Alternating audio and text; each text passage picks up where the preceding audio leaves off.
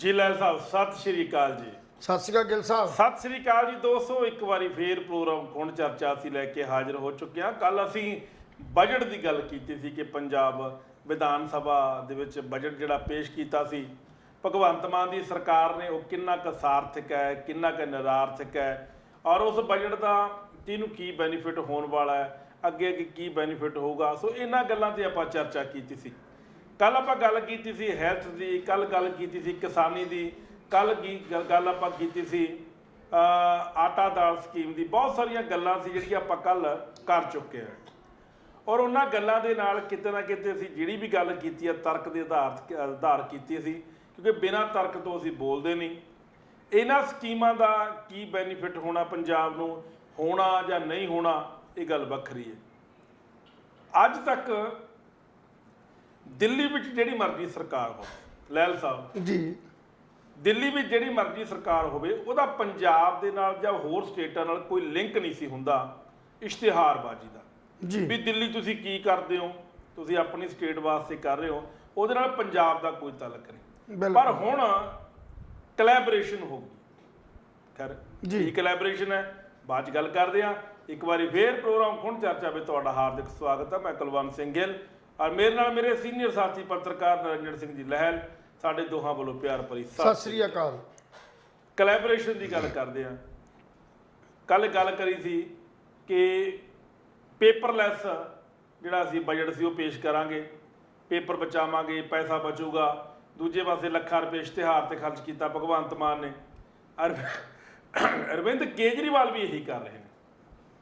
ਅੱਜ ਦੇ ਅਖਬਾਰਾਂ ਦੇ ਵਿੱਚ ਮਹਿੰਗੀਆਂ ਪੂਰੇ ਪੇਜ ਦੀਆਂ ਐਡਵਰਟਾਈਜ਼ਮੈਂਟ ਕਿ ਦਿੱਲੀ ਵਿੱਚ ਸਪੋਰਟਸ ਯੂਨੀਵਰਸਿਟੀ ਹੁਣ ਇੱਕ ਸਪੋਰਟਸ ਸਕੂਲ ਖੋਲ੍ਹਣ ਜਾ ਰਹੀ ਹੈ। ਪੰਜਾਬ ਦੇ ਵਿੱਚ ਇਹ ਪਹਿਲੇ ਹੀ ਨੇ, ਹਾਲਾਂਕਿ ਚਲੋ ਇੰਨੇ ਵਧੀਆ ਚੱਲ ਨਹੀਂ ਰਹੇ ਕਿਉਂਕਿ ਸਰਕਾਰਾਂ ਨੇ ਕੋਈ ਬਹੁਤਾ ਧਿਆਨ ਨਹੀਂ ਦਿੱਤਾ, ਲੇਕਿਨ ਦਿੱਲੀ ਦੀ ਯੂਨੀਵਰਸਿਟੀ ਨੂੰ ਪੰਜਾਬ ਦੇ ਪੇਪਰਾਂ ਵਿੱਚ ਇਸ਼ਤਿਹਾਰ ਦੇਣ ਦੀ ਕੀ ਲੋੜ ਹੈ? ਕੀ ਦਿੱਲੀ ਦੀ ਸਰਕਾਰ ਪੰਜਾਬ ਨੂੰ ਗ੍ਰੈਬ ਕਰਨਾ ਚਾਹੁੰਦੀ ਹੈ? ਕੀ ਦਿੱਲੀ ਦੀ ਸਰਕਾਰ ਪੰਜਾਬ ਨੂੰ ਗੁਲਾਮ ਬਣਾਉਣਾ ਚਾਹੁੰਦੀ ਹੈ? ਕਿ ਦਿੱਲੀ ਦੀ ਸਰਕਾਰ ਪੰਜਾਬ ਦੇ ਵਿੱਚ ਇਹ ਭਰਮ ਭੁਲੇਖੇ ਪਾਉਣਾ ਚਾਹੁੰਦੀ ਹੈ ਕਿ ਪੰਜਾਬ ਦੀ ਜਿੰਨੀਆਂ ਵੀ ਸਰਕਾਰਾਂ ਆਈਆਂ ਉਹ ਸਾਰੀਆਂ ਨਿਕੰਮੀਆਂ ਸੀ, ਉਹਨਾਂ ਨੇ ਕੱਖ ਨਹੀਂ ਕੀਤਾ। ਜੋ ਕੁਝ ਕਰ ਰਹੀ ਹੈ ਉਹ ਸਾਡੀ ਆਮ ਆਦਮੀ ਪਾਰਟੀ ਕਰ ਰਹੀ ਹੈ। ਮੈਂ ਤੁਹਾਡੀ ਜਾਣਕਾਰੀ ਲਈ ਦੱਸਿਆ, ਪੰਜਾਬ ਇੱਕ ਡਿਵੈਲਪਡ ਸੂਬਾ ਹੈ, ਕਿਸਾਨੀ ਪ੍ਰਧਾਨ ਸੂਬਾ ਹੈ, ਔਰ ਪੰਜਾਬ ਦੇ ਵਿੱਚ ਬਹੁਤ ਜ਼ਿਆਦਾ ਤਰੱਕੀ ਹੈ। ਪੰਜਾਬ ਬਹੁਤ ਸੂਬਿਆਂ ਦੇ ਨਾਲੋਂ ਮੋਹਰੀ ਸੂਬਾ ਹੈ। ਪੂਰੀ ਦੁਨੀਆ ਵਿੱਚ ਪੰਜਾਬ ਦਾ ਨਾਂ ਬੋਲਦਾ ਹੈ, ਪੂਰੀ ਦੁਨੀਆ ਵਿੱਚ ਪੰਜਾਬੀਆਂ ਦਾ ਸਿੱਕਾ ਬੋਲਦਾ ਹੈ, ਪੂਰੀ ਦੁਨੀਆ ਵਿੱਚ ਪੰਜਾਬ ਦੇ ਗੱਭਰੂਆਂ ਦਾ, ਪੰਜਾਬ ਗੁਰੂਆਂ ਪੀਰਾਂ ਦਾ, ਪੈਗੰਬਰਾਂ ਦਾ ਪੂਰੀ ਦੁਨੀਆ ਵਿੱਚ ਸਿੱਕਾ ਬੋਲਦਾ ਜੀ। ਹਲਕੇ 'ਚ ਨਾ ਲਿਆ ਜਾਵੇ ਪੰਜਾਬ ਨੂੰ। ਅਰਵਿੰਦ ਕੇਜਰੀਵਾਲ ਸਾਹਿਬ ਹਲਕੇ 'ਚ ਲੈ ਰਹੇ ਨੇ ਪੰਜਾਬ ਜੀ। ਉਹ ਕਿਉਂ ਲੈ ਰਹੇ ਨੇ ਲਹਿਲ ਸਾਹਿਬ? ਜੀ ਜੀ। ਇਹਦਾ ਕਾਰਨ ਕੀ ਹੈ? ਹੁਣ ਸਵਾਲ ਤੁਹਾਨੂੰ ਪੁੱਛਿਆ ਹੈ, ਆਪਾਂ ਜਵਾਬ ਇਹਦਾ ਛੋਟਾ ਰੱਖਿਓ ਪਰ ਦਿਓ ਬਹੁਤ ਵਧੀਆ। ਵੀ ਪੰਜਾਬ ਨੂੰ ਅਰਵਿੰਦ ਕੇਜਰੀਵਾਲ ਹਲਕੇ 'ਚ ਕਿਉਂ ਲੈ ਰਿਹਾ, ਹੌਲੇ 'ਚ ਕਿਉਂ ਲੈ ਰਿਹਾ? ਆਪਾਂ ਕੱਲ ਰਾਤ ਵੀ ਇੱਕ ਨਿੱਕੀ ਜਿਹੀ ਗੱਲ ਕਰੀ ਸੀ, ਤੁਸੀਂ ਇਹ ਗੱਲ ਦਾ ਇੱਕ ਜ਼ਿਕਰ ਵੀ ਕਰਿਆ ਸੀ ਵੀ ਉਹ ਕਿਉਂ ਉਹ ਗ੍ਰੈਬ ਕਰਨਾ ਚਾਹੁੰਦਾ ਹੈ। ਪੰਜਾਬ 'ਚ ਐਸਾ ਕੀ ਬੈਨੀਫਿਟ ਦਿਖ ਰਿਹਾ ਉਹਨੂੰ? ਪੰਜਾਬ 'ਚ ਐਸੀ ਕਿਹੜੀ ਗਿੱਦੜ ਸਿੰਘੀ ਦਿਖ ਰਹੀ ਹੈ ਕਿ ਪੰਜਾਬ ਦਾ ਪੂਰਨ ਕਬਜ਼ਾ ਕਰਕੇ ਅਰਵਿੰਦ ਕੇਜਰੀਵਾਲ ਪੂਰੇ ਹਿੰਦੁਸਤਾਨ 'ਚ ਅੱਗੇ ਵੱਧ ਸਕਦਾ ਹੈ? ਕਾਰਨ ਕੀ ਹੈ? ਮੇਰਾ ਪਹਿਲਾ ਸਵਾਲ ਹੈ, ਫਿਰ ਅੱਗੇ ਆਪਾਂ ਚੱਲਦੇ ਹਾਂ। ਕੁਲਵੰਤ ਗਿੱਲ ਜੀ, ਪਹਿਲਾਂ ਤਾਂ ਮੈਂ ਸਾਰੇ ਜਿਹੜੇ ਸਾਡੇ ਵਿਦੇਸ਼ ਬੈਠੇ ਪੰਜਾਬੀ ਨੇ, ਕਈ ਵਾਰ ਕਈ ਸਵਾਲ ਉੱਠਦਾ ਹੋਊਗਾ, ਸ਼ਾਇਦ ਮੈਂ 2 ਮਿੰਟ 1 ਮਿੰਟ ਲਾਊਂਗਾ ਇਹਦੇ ਤੇ ਵੀ ਜੀ ਵੀ ਕਈ ਵਾਰ ਇਹ ਸਵਾਲ ਉੱਠਦਾ ਹੋਊ ਵੀ ਸਾਡਾ ਇਹ ਵਿਦੇਸ਼ੀ ਚੈਨਲ ਜਿਹੜਾ ਕਿ ਟੋਰਾਂਟੋ ਤੋਂ ਚੱਲਦਾ, BBC ਟੋਰਾਂਟੋ ਸਾਡਾ ਗਾਉਂਦਾ ਪੰਜਾਬ, ਵੀ ਜਿਹੜੇ ਪੰਜਾਬ ਦੇ ਸਾਡੇ ਬੰਦੇ ਨੇ ਉਹ ਸਾਡੇ ਨਾਲ ਜਿਹੜੀ ਆ ਰੂਬਰੂ ਹੁੰਦੇ ਨੇ, ਮਸਲੇ ਪੰਜਾਬ ਦੇ ਹੁੰਦੇ ਨੇ, ਗੱਲਾਂ ਪੰਜਾਬ ਦੀਆਂ ਹੁੰਦੀਆਂ ਨੇ, ਘਟਨਾਵਾਂ ਪੰਜਾਬ 'ਚ ਵਾਪਰਦੀਆਂ ਨੇ, ਪਰ ਸਾਡੇ ਨਾਲ ਕਿਉਂ ਸਾਂਝੀਆਂ ਕਰਦੇ ਨੇ? ਔਰ ਇਹ ਗੱਲ ਹੀ ਅਸੀਂ ਕਲੀਅਰ ਕਰ ਦਈਏ ਕਿਉਂਕਿ ਪੰਜਾਬ ਦੇ ਨਾਲ ਤੁਹਾਡਾ ਜਿਹੜਾ ਨਾਤਾ ਉਹ ਜਨਮਾਂ ਜਮਾਂਤਰਾਂ ਦਾ ਜੁੜਿਆ ਹੋਇਆ। ਤੁਸੀਂ ਇਸੇ ਹੀ ਧਰਤੀ ਤੋਂ ਵਿਦੇਸ਼ਾਂ ਦੀ ਧਰਤੀ 'ਤੇ ਗਏ ਹੋ, ਚਾਹੇ ਉਹ ਕੈਨੇਡਾ, ਅਮਰੀਕਾ, ਆਸਟ੍ਰੇਲੀਆ ਜਾਂ ਯੂਰਪ ਹੈ, ਜਾਂ ਇਹ ਸਾਰੇ ਜਿਹੜੇ ਇੰਗਲੈਂਡ ਵਰਗੇ ਦੇਸ਼ ਨੇ, ਇਹਨਾਂ ਦੇਸ਼ਾਂ 'ਚ ਪੰਜਾਬੀਆਂ ਨੇ ਆਪਣੀ ਜਿਹੜੀ ਹੈ ਮਿਹਨਤ ਕਰਕੇ ਉੱਥੇ ਆਪਣੇ ਝੰਡੇ ਜਿਹੜੇ ਗੱਡੇ ਨੇ। ਤੇ ਉਹਨਾਂ ਦੀ ਚਿੰਤਾ ਦਾ ਇਸ਼ੂ ਕੋਈ ਹੁੰਦਾ ਵੀ ਪੰਜਾਬ ਦੀ ਧਰਤੀ ਤੇ ਜਿਹੜੀ ਸਾਡੀ ਜਨਮ ਭੂਮੀ ਹੈ ਉੱਤੇ ਕਿਹੋ ਜਿਹੀਆਂ ਘਟਨਾਵਾਂ ਵਾਪਰਦੀਆਂ ਨੇ। ਸੋ ਇਸ ਕਰਕੇ ਅਸੀਂ ਤੁਹਾਡੇ ਨਾਲ ਜਿਹੜਾ ਰੂਬਰੂ ਪੰਜਾਬ ਦੀਆਂ ਸਮੱਸਿਆਵਾਂ, ਪੰਜਾਬ ਦੇ ਹਾਲਾਤਾਂ, ਪੰਜਾਬ ਦੀ ਰਾਜਨੀਤਿਕ, ਧਾਰਮਿਕ ਤੇ ਸੱਭਿਆਚਾਰਕ ਜਾਂ ਜਿਹੜੀਆਂ ਸਾਡੀਆਂ ਗਤੀਵਿਧੀਆਂ ਉਹਨਾਂ ਤੋਂ ਅਸੀਂ ਤੁਹਾਡੇ ਨਾਲ ਜਾਣੂ ਜਿਹੜਾ ਉਹ ਕਰਾਉਂਦੇ ਰਹਿੰਦੇ, ਤੁਹਾਡੇ ਨਾਲ ਜਾਣ ਪਛਾਣ ਕਰਾਉਂਦੇ ਰਹਿੰਦੇ ਆ। ਸੋ ਇਸੇ ਨਜ਼ਰੀਏ 'ਚ ਜਿਹੜੀ ਗੱਲ ਕੁਲਵੰਤ ਗਿੱਲ ਜੀ ਨੇ ਕੀਤੀ ਆ ਵੀ ਉਹ ਕੀ ਕਾਰਨ ਕੀ ਨੇ। ਪਹਿਲੀ ਗੱਲ ਤਾਂ ਇਹ ਹੈ ਵੀ ਪੰਜਾਬ ਦੇ ਅੰਦਰ ਇਹ ਸਪਸ਼ਟ ਹੈ ਵੀ ਜਦੋਂ ਆਮ ਆਦਮੀ ਪਾਰਟੀ ਦੀ ਸਰਕਾਰ ਅਜੇ ਹੋਂਦ 'ਚ ਨਹੀਂ ਸੀ ਆਈ ਤੇ ਉਸ ਵੇਲੇ ਵੀ ਇੱਕ ਗੱਲ ਸਪਸ਼ਟ ਸੀ ਵੀ ਆਮ ਆਦਮੀ ਪਾਰਟੀ ਦਿੱਲੀ ਵਰਗੇ ਮਾਡਲ ਨੂੰ ਪੰਜਾਬ 'ਚ ਲਾਗੂ ਕਰਨ ਦੀ ਕੋਸ਼ਿਸ਼ ਕਰਦਾ ਸੀ, ਕਿਉਂਕਿ ਆਮ ਆਦਮੀ ਪਾਰਟੀ ਦੇ ਕੇਜਰੀਵਾਲ ਨੇ ਜਦੋਂ ਪੰਜਾਬ ਦੇ ਅੰਦਰ ਐਂਟਰੀ ਕੀਤਾ ਤੇ ਉਹਦੇ ਮਨ 'ਚ ਇੱਕੋ ਗੱਲ ਸੀ ਵੀ ਸਾਰੇ ਹਿੰਦੁਸਤਾਨ 'ਚੋਂ ਜੇ ਕੋਈ ਸਿੱਖ ਕੌਮ ਜਿਹੜੀ ਹੈ, ਜਿਹੜੀ ਸਿੱਖ ਮਿਨੋਰਟੀ ਹੈ, ਇਹ ਹਰ ਥਾਂ ਦੇ ਉੱਤੇ ਜੁਝਾਰੂ ਹੈ ਤੇ ਜੇ ਇਸ ਸਿੱਖ ਨੂੰ ਅਸੀਂ ਆਪਣੇ ਪ੍ਰਭਾਵ ਹੇਠ ਲੈਣ ਦਾ ਤੇ ਸਾਡਾ ਸਾਰੇ ਹਿੰਦੁਸਤਾਨ 'ਚ ਜਿਹੜਾ ਪ੍ਰਭਾਵ ਹੈ ਉਹ ਵੱਧ ਚੜ ਕੇ ਰਹੇਗਾ ਔਰ ਮੈਂ ਸੁਪਰੀਮੋ ਬਣ ਕੇ ਪੇਸ਼ ਹੋਵਾਂਗਾ। ਜੇ ਅੱਜ ਪੰਜਾਬ ਦੀ ਵਜ਼ਾਰਤ ਜਿਹੜੀ ਹੈ ਜਦੋਂ ਚੁਣਨ ਤੋਂ ਬਾਅਦ ਇਹ ਆਮ ਆਦਮੀ ਪਾਰਟੀ ਦੇ ਕਹਿਣ ਦਾ ਭਾਵ ਮੁੱਖ ਮੰਤਰੀ ਜਿਹੜੇ ਭਗਵੰਤ ਮਾਨ ਨੇ ਉਹ ਨਹੀਂ ਇਹਨੂੰ ਚਲਾਉਂਦੇ, ਉਹਨੂੰ ਕੇਜਰੀਵਾਲ ਚਲਾਉਂਦੇ ਨੇ।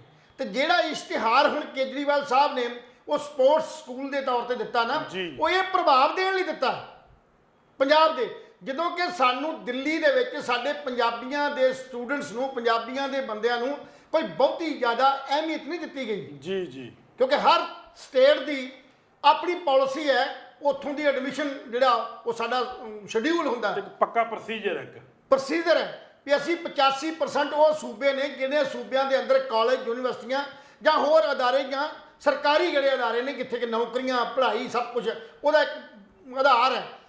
ਤੇ ਪੰਜਾਬ ਦੇ ਅਸੀਂ 15% ਸਾਰੇ ਹਿੰਦੁਸਤਾਨ 'ਚੋਂ ਆ, ਜਿਹੜੇ ਨੇ 15% ਨੇ ਬਾਕੀ ਸੂਬਿਆਂ ਦੇ ਵਿੱਚ ਆਪਣੀਆਂ ਜਿਹੜੀਆਂ ਸੀਟਾਂ ਲੈਣੀਆਂ ਹੁੰਦੀਆਂ, ਸਾਡੇ ਜਿਹੜੇ ਅਧਿਕਾਰ ਰਾਖਵੇਂ ਨੇ, ਇਹ ਤੋਂ ਵੱਧ ਨਹੀਂ।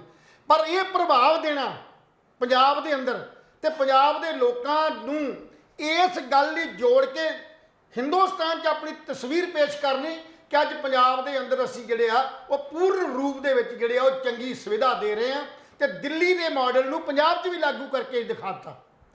ਇਹ ਉਹਦਾ ਪਿੱਛੇ ਰੀਜ਼ਨ ਹੈ, ਇਹਦਾ ਕਾਰਨ ਹੈ। ਜਦੋਂ ਜਿੱਤੇ ਸੀ ਨਾ ਉਸ ਵੇਲੇ ਵੀ ਇਹਨੇ ਪ੍ਰਭਾਵ ਜਿਹੜਾ ਉਹ ਗੁਜਰਾਤ ਤੇ ਹਿਮਾਚਲ ਦੀਆਂ ਚੋਣਾਂ ਦੇ ਅਜੇ ਆਉਣੇ ਆ, ਪਰ ਉਹਨਾਂ ਰੈਲੀਆਂ ਥਾਵਾਂ ਤੇ ਪਰਸੋਂ ਵੀ ਜਦੋਂ ਕਿ ਇੱਧਰ ਵਿਧਾਨ ਸਭਾ ਦੇ ਵਿੱਚ ਸੈਸ਼ਨ ਚੱਲਦਾ ਸੀ ਤੇ ਉਧਰ ਕੇਜਰੀਵਾਲ ਸਾਹਿਬ ਇਸ ਭਗਵੰਤ ਮਾਨ ਨੂੰ ਹਿਮਾਚਲ 'ਚ ਚੋਣ ਰੈਲੀ ਨੂੰ ਸੰਬੋਧਨ ਕਰਨ ਵਾਸਤੇ ਭੇਜਣ ਲਈ ਤਿਆਰ ਹੋਏ ਬੈਠੇ ਸੀ। ਮਨਾਲੀ ਗਏ ਸੀ। ਸੋ ਮੇਰਾ ਕਹਿਣ ਦਾ ਭਾਵ ਉਹ ਇਹਦੀ ਜਿਹੜੀ ਸਾਡਾ ਸਮਝੌਤਾ ਉਦੋਂ ਹੋਇਆ ਸੀ ਨਾ, ਜਿਹੜਾ ਮਤਲਬ ਆਪਾਂ ਕੀਤਾ ਸੀ ਵੀ ਸਮਝੌਤਾ ਹੋ ਗਿਆ ਵੀ ਤੁਹਾਡੀ ਸਰਕਾਰ ਤੇ ਸਾਡੀ ਸਰਕਾਰ ਜਿਹੜੀ ਆ ਉਹ ਰਲ ਕੇ ਜਿਹੜਾ ਕੰਮ ਕਰੇਗੀ, ਉਹਦੇ ਪਿੱਛੇ ਪ੍ਰਭਾਵ ਇਹੀ ਸੀ। ਸੋ ਕੇਜਰੀਵਾਲ ਸਾਹਿਬ ਦਾ ਇੱਕ ਮਤਲਬ ਲੋਕਾਤੀ ਇਹ ਪ੍ਰੋਗਰਾਮ ਹੈ ਕਿ ਪੰਜਾਬ ਨੂੰ ਕਿਉਂ ਕਿ ਉਹਨੂੰ ਦਿਸਦਾ, ਉਹਨੂੰ ਦਿਸ ਰਿਹਾ ਹੈ ਵੀ ਦਿੱਲੀ ਦੇ ਵਿੱਚ ਜਿਹੜੀਆਂ 3 ਸਾਡੀਆਂ ਕਾਰਪੋਰੇਸ਼ਨਾਂ ਸੀ ਉਹਨਾਂ ਤਿੰਨਾਂ ਨੂੰ ਤੋੜ ਕੇ ਇੱਕ ਵੱਡੀ ਕਾਰਪੋਰੇਸ਼ਨ ਬਣਾਉਣ ਵੱਲ ਜਿਹੜੀ ਉਹ ਸੈਂਟਰ ਸਰਕਾਰ ਵਧ ਰਹੀ ਹੈ ਔਰ ਉੱਥੇ ਆਜ਼ਾਦ ਸੂਬੇ ਦੀ ਮੰਗ ਜਿਹੜੀ ਕਿ ਇਹਨੂੰ ਕਰਨੀ ਚਾਹੀਦੀ ਸੀ, ਜਿਹਦੇ ਕਿ ਲੜਨਾ ਚਾਹੀਦਾ ਸੀ, ਉੱਥੇ ਕਾਮਯਾਬ ਨਹੀਂ ਹੋ ਰਿਹਾ। ਉੱਥੇ ਉਹਨੂੰ ਤੋੜ ਕੇ ਕੇਂਦਰੀ ਜਿਹੜਾ ਸ਼ਹਿਰ ਹੈ, ਜਿਹੜਾ ਯੂਟੀ ਜਿਹੜਾ ਬਣਾਉਣ ਵੱਲ ਕੇਂਦਰ ਸਰਕਾਰ ਦਾ ਧਿਆਨ ਕੇਂਦਰਿਤ ਹੋਇਆ ਪਿਆ। ਉਸ ਪਾਸੇ ਲੜਾਈ ਨਹੀਂ, ਪਰ ਲੜਾਈ ਇਸ ਪਾਸੇ ਹੈ ਕਿਉਂਕਿ ਇਹ ਆਜ਼ਾਦ ਸੂਬਾ, ਇਸ ਸੂਬੇ 'ਚ ਵੱਧ ਤੋਂ ਵੱਧ ਆਪਣੀ ਜਿਹੜੀ ਆ ਉਹ ਹੋਂਦ ਦਿਖਾ ਕੇ ਇਹ ਸਭ ਕੁਝ ਕਰਕੇ ਭਾਰਤ 'ਚ ਇੱਕ ਵੱਖਰਾ ਜਿਹੜਾ ਉਹ ਕਲਚਰ ਜਿਹੜਾ ਡਿਵੈਲਪ ਕਰਨ ਦੀ ਸੋਚ ਰੱਖਦਾ, ਇਸ ਕਰਕੇ ਹੈ। ਸੋ ਇਹਦੇ ਨਜ਼ਰੀਏ 'ਚ ਜਿਹੜੀਆਂ ਅਖਬਾਰਾਂ ਦੇ ਜਿਹੜੇ ਇੰਨੇ ਵੱਧ ਖਰਚੇ ਕੀਤੇ ਜਾ ਰਹੇ, ਟੈਕਸਾਂ 'ਚੋਂ ਖਰਚੇ ਕੀਤੇ ਜਾ ਰਹੇ ਨੇ, ਜਾਂ ਸਾਡੇ ਪੰਜਾਬ ਨੂੰ ਉਸੇ ਤਰ੍ਹਾਂ ਜਿਹੜੇ ਇਸ਼ਤਿਹਾਰਾਂ 'ਚ ਲਿਆ ਕੇ ਸਰਕਾਰੀ ਖਜ਼ਾਨੇ ਦੀ ਜਿਹੜਾ ਚੂਨਾ ਲਾ ਰਿਹਾ, ਉਹ ਸਿਰਫ ਇੱਕ ਗਿਣੀ ਮਿੱਥੀ ਸਾਜ਼ਿਸ਼ ਦੇ ਤਹਿਤ ਹੈ। ਜੀ ਬਿਲਕੁਲ ਜੀ। ਸੋ ਦੋਸਤੋ, ਪੰਜਾਬ ਸਰਕਾਰ ਨੂੰ ਇੱਕ ਵਾਰ ਫੇਰ ਕਰਾਰਾ ਝਟਕਾ ਲੱਗਿਆ। ਤੁਸੀਂ ਸੋਚੋਗੇ ਕਿਹੜਾ ਕਰਾਰਾ ਝਟਕਾ ਹੁਣ ਕੁਲਵੰਤ ਗਿੱਲ ਨੇ ਲਾਤਾ? ਕੁਲਵੰਤ ਗਿੱਲ ਨੇ ਨਹੀਂ ਲਾਇਆ, ਨਾ ਨਰਿੰਦਰ ਸਿੰਘ ਲਹਿਰ ਨੇ ਲਾਇਆ, ਇਹ ਲਾਇਆ ਹਾਈ ਕੋਰਟ ਨੇ। ਇਸ ਤੋਂ ਪਹਿਲਾਂ ਵੀ ਜ਼ਮੀਨਾਂ ਇਹ ਅਕਵਾਇਰ ਕਰਦੇ ਸੀ, ਸ਼ਾਮ ਲਾਟਾ ਦੀਆਂ ਕਿਸਾਨਾਂ ਨੂੰ ਇਹ ਖਰਾਬ ਕਰ ਰਹੇ ਸੀ, ਕਿਸਾਨਾਂ ਦੀਆਂ ਜ਼ਮੀਨਾਂ ਤੇ ਜਿਹੜੇ ਕਬਜ਼ੇ ਹੋਏ ਸੀ ਉਹ ਛੁਡਵਾ ਰਹੇ ਸੀ, ਉਹ ਤੇ ਵੀ ਹਾਈ ਕੋਰਟ ਨੇ ਪੂਰਨ ਪਾਬੰਦੀ ਲਾਤੀ। ਪਹਿਲਾ ਝਟਕਾ ਪੰਜਾਬ ਸਰਕਾਰ ਨੂੰ ਉਸ ਵੇਲੇ ਲੱਗਿਆ, ਲੇਕਿਨ ਹੁਣ ਪੰਜਾਬ ਸਰਕਾਰ ਇਸ ਗੱਲ ਤੇ ਜਿੱਤ ਅੜੀ ਹੋਈ ਸੀ ਕਿ ਦਿੱਲੀ ਮਾਡਲ ਦੀ ਤਰ੍ਹਾਂ ਆਬਕਾਰੀ ਨੀਤੀ ਐਕਸਾਈਜ਼ ਪਾਲਿਸੀ ਜਿਹਨੂੰ ਸ਼ਰਾਬ, ਜਿਹਦੇ ਵਿੱਚ ਸ਼ਰਾਬ ਆਉਂਦੀ ਹੈ, ਉਹਨੂੰ ਅਸੀਂ ਟੈਂਡਰਿੰਗ ਹੋਰ ਹਿਸਾਬ ਨਾਲ ਕਰਾਂਗੇ ਔਰ ਉਹਦੀ ਮੋਨੋਪੋਲੀ ਬਣਾ ਕੇ ਪੂਰੇ ਪੰਜਾਬ 'ਚ ਅਸੀਂ ਸਰਕੂਲੇਟ ਕਰਾਂਗੇ। ਔਰ ਛੋਟੇ ਜਿਹੜੇ ਕਾਰੋਬਾਰ ਸੀ ਉਹ ਬਰਬਾਦੀ ਦੇ ਕਿਨਾਰੇ ਪਹੁੰਚ ਗਏ ਸੀ, ਸੜਕਾਂ ਤੇ ਉਤਰੇ ਆਏ ਸੀ, ਕਿਉਂਕਿ ਲਿਮਟ ਇਹਨਾਂ ਨੇ 5-6 ਕਰੋੜ ਤੋਂ ਵਧਾ ਕੇ 40-45 ਕਰੋੜ ਕਰਤੀ ਸੀ, ਜਿਹਨੂੰ ਕਿ ਆਮ ਕਾਰੋਬਾਰੀ, ਸ਼ਰਾਬ ਕਾਰੋਬਾਰੀ ਅਫੋਰਡ ਨਹੀਂ ਸੀ ਕਰ ਸਕਦਾ। ਆਖਰਕਾਰ ਪੂਰੀ ਐਸੋਸੀਏਸ਼ਨ, ਪੂਰੀ ਯੂਨੀਅਨ ਨੇ ਹਾਈ ਕੋਰਟ ਦਾ ਦਰਵਾਜ਼ਾ ਖੜਕਾਇਆ ਔਰ ਹਾਈ ਕੋਰਟ ਨੇ ਐਕਸਾਈਜ਼ ਪਾਲਿਸੀ ਜਿਹੜੀ ਕਿ ਭਗਵੰਤ ਮਾਨ ਸਰਕਾਰ ਨੂੰ ਲੈ ਬਣਾਉਣ ਜਾ ਰਹੇ ਸੀ ਉਹ ਤੇ ਰੋਕ ਲਾਤੀ, ਮੁਕੰਮਲ ਰੋਕ ਨਹੀਂ। ਫਿਰ ਵੀ ਸਰਕਾਰ ਨੂੰ ਝਟਕਾ ਔਰ 5 ਤੱਕ ਜਵਾਬ ਤਲਬ ਕਰਨ ਨੂੰ ਕਿਹਾ। ਲੈਲ ਸਾਹਿਬ ਜੀ, ਇਹ ਝਟਕੇ ਤੇ ਝਟਕੇ ਲੱਗ ਰਹੇ ਸਰਕਾਰ ਨੂੰ। ਸਰਕਾਰ ਨੂੰ ਝਟਕੇ, ਸਰਕਾਰ ਨੂੰ ਪਹਿਲਾ ਝਟਕਾ, ਫਿਰ ਦੂਆ ਝਟਕਾ, ਹੁਣ ਤੀਆ ਝਟਕਾ ਜੇ ਹੋਰ ਲੱਗੂਗਾ। ਜਿਹੜਾ 36000 ਨੌਕਰੀਆਂ ਪੱਕੇ ਕਰਨ ਦੀ ਗੱਲ ਕੀਤੀ ਹੈ, ਹਜੇ ਤੀਜਾ ਝਟਕਾ ਸਰਕਾਰ ਨੂੰ ਲੱਗਣ ਵਾਲਾ ਹੈ ਬਹੁਤ ਜਲਦੀ। ਇਹ ਝਟਕਾ ਪਹਿਲਾਂ ਕਾਂਗਰਸ ਸਰਕਾਰ ਨੂੰ, ਚੰਨੀ ਵੇਲੇ ਦੀ ਸਰਕਾਰ ਨੂੰ ਸੁਪਰੀਮ ਕੋਰਟ ਨੇ ਲਾਤਾ ਸੀ ਜੀ। ਸੋ ਇਹਨਾਂ ਨੇ ਸਭ ਹਮੇਸ਼ਾ ਹੀ ਪਹਿਲਾਂ ਵੀ ਆਪਾਂ ਗਿੱਲ ਸਾਹਿਬ ਗੱਲ ਕਰਦੇ ਨੇ ਵੀ ਹਰ ਗੱਲ ਦੀ ਜਿਹੜੀ ਹੈ ਨਾ, ਆਪਾਂ ਐਕਸਾਈਜ਼ ਦੀ ਗੱਲ ਕਰਦੇ ਹਾਂ, ਉਹ ਕਚਾਈ ਦੀ ਗੱਲ ਜਿਹੜੀ ਮੈਂ ਕਰ ਰਿਹਾ। ਜਿੰਨੀਆਂ ਵੀ ਪਾਲਿਸੀਆਂ ਆ ਰਹੀਆਂ ਨੇ, ਜਿਹੜੀਆਂ ਵੀ 3-4 ਪਾਲਿਸੀਆਂ ਦੀ ਤੁਸੀਂ ਜ਼ਿਕਰ ਕੀਤਾ ਪਿੱਛੇ, ਵੀ ਜਿਨ੍ਹਾਂ ਕਰਕੇ ਹਾਈ ਕੋਰਟ ਨੇ ਜਾਂ ਸੁਪਰੀਮ ਕੋਰਟ ਨੇ ਪੰਜਾਬ ਸਰਕਾਰ ਨੂੰ ਜਿਹੜਾ ਝਟਕਾ ਲਾਇਆ, ਉਹਦਾ ਕਾਰਨ ਸਿਰਫ ਇਹ ਆ ਵੀ ਜਦੋਂ ਵੀ ਅਸੀਂ ਕੋਈ ਪਾਲਿਸੀ ਕ੍ਰੀਏਟ ਕਰਦੇ ਆ ਨਾ, ਜਾਂ ਕੋਈ ਸਕੀਮ ਬਣਾਉਂਦੇ ਆ ਜਿਹਦੇ 'ਤੇ ਅਸੀਂ ਅਮਲ ਕਰਨਾ ਹੁੰਦਾ, ਉਹਨੂੰ ਸੋਚ ਕੇ ਸਮਝ ਕੇ ਜਾਂ ਉੱਥੋਂ ਦੇ ਜਿਹੜੇ ਮਾਹਰ ਨੇ ਉਹਨਾਂ ਤੋਂ ਰਿਪੋਰਟ ਨਹੀਂ ਤਿਆਰ ਕਰਾਉਂਦੇ, ਸਲਾਹ ਨਹੀਂ ਲੈਂਦੇ। ਅਸੀਂ ਨਕਲ ਮਾਰਦੇ ਹਾਂ। ਮੈਂ ਕੱਲ ਵੀ ਗੱਲ ਕਹੀ ਸੀ ਵੀ ਅਸੀਂ ਨਕਲ ਮਾਰ ਲਈ ਦਿੱਲੀ ਦੀ, ਵੀ ਦਿੱਲੀ ਦੇ ਅੰਦਰ ਠੇਕਿਆਂ ਦੀ ਜਿਹੜੀ ਨਿਲਾਮੀ ਸੀ ਉਹ ਕੁਝ ਤਾਂ ਸਰਕਾਰੀ ਸੀ, ਕਾਰਪੋਰੇਸ਼ਨ ਸੀ, ਪਰ ਬਾਕੀ ਜਿਹੜੇ ਪ੍ਰਾਈਵੇਟ ਸੈਕਟਰ ਸੀ 500 ਠੇਕੇ ਜਿਹੜੇ ਨੇ ਉਹ ਠੇਕੇ ਤੇ ਉਸ ਵੇਲੇ ਦੇ ਦਿੱਤੇ ਗਏ ਸੀ। ਉਸ ਪਾਲਿਸੀ ਦੀ ਨਕਲ ਮਾਰ ਕੇ ਪੰਜਾਬ ਦੇ ਅੰਦਰ ਜਿਹੜੀ ਆ 1 ਜੁਲਾਈ ਤੋਂ ਨਵੀਂ ਪਾਲਿਸੀ ਲਾਗੂ ਕਰਨੀ ਸੀ, ਜਦੋਂ ਕਿ ਇਹਨਾਂ ਨੇ ਆਪਣੇ ਇਹ ਸੋਚਿਆ ਹੀ ਨਹੀਂ ਵੀ ਸਾਡੇ ਲੋਕਾਂ ਦਾ ਜਿਹੜਾ ਰਹਿਣ ਸਹਿਣ ਆ, ਜਾਂ ਸਾਡੇ ਲੋਕਾਂ ਦੇ ਜਿਹੜੇ ਸਾਡੇ ਠੇਕੇਦਾਰ ਨੇ, ਟੈਂਡਰ ਜਿਹੜੇ ਭਰਦੇ ਨੇ, ਉਹਨਾਂ ਦੀ ਹਾਲਤ ਕੀ ਆ।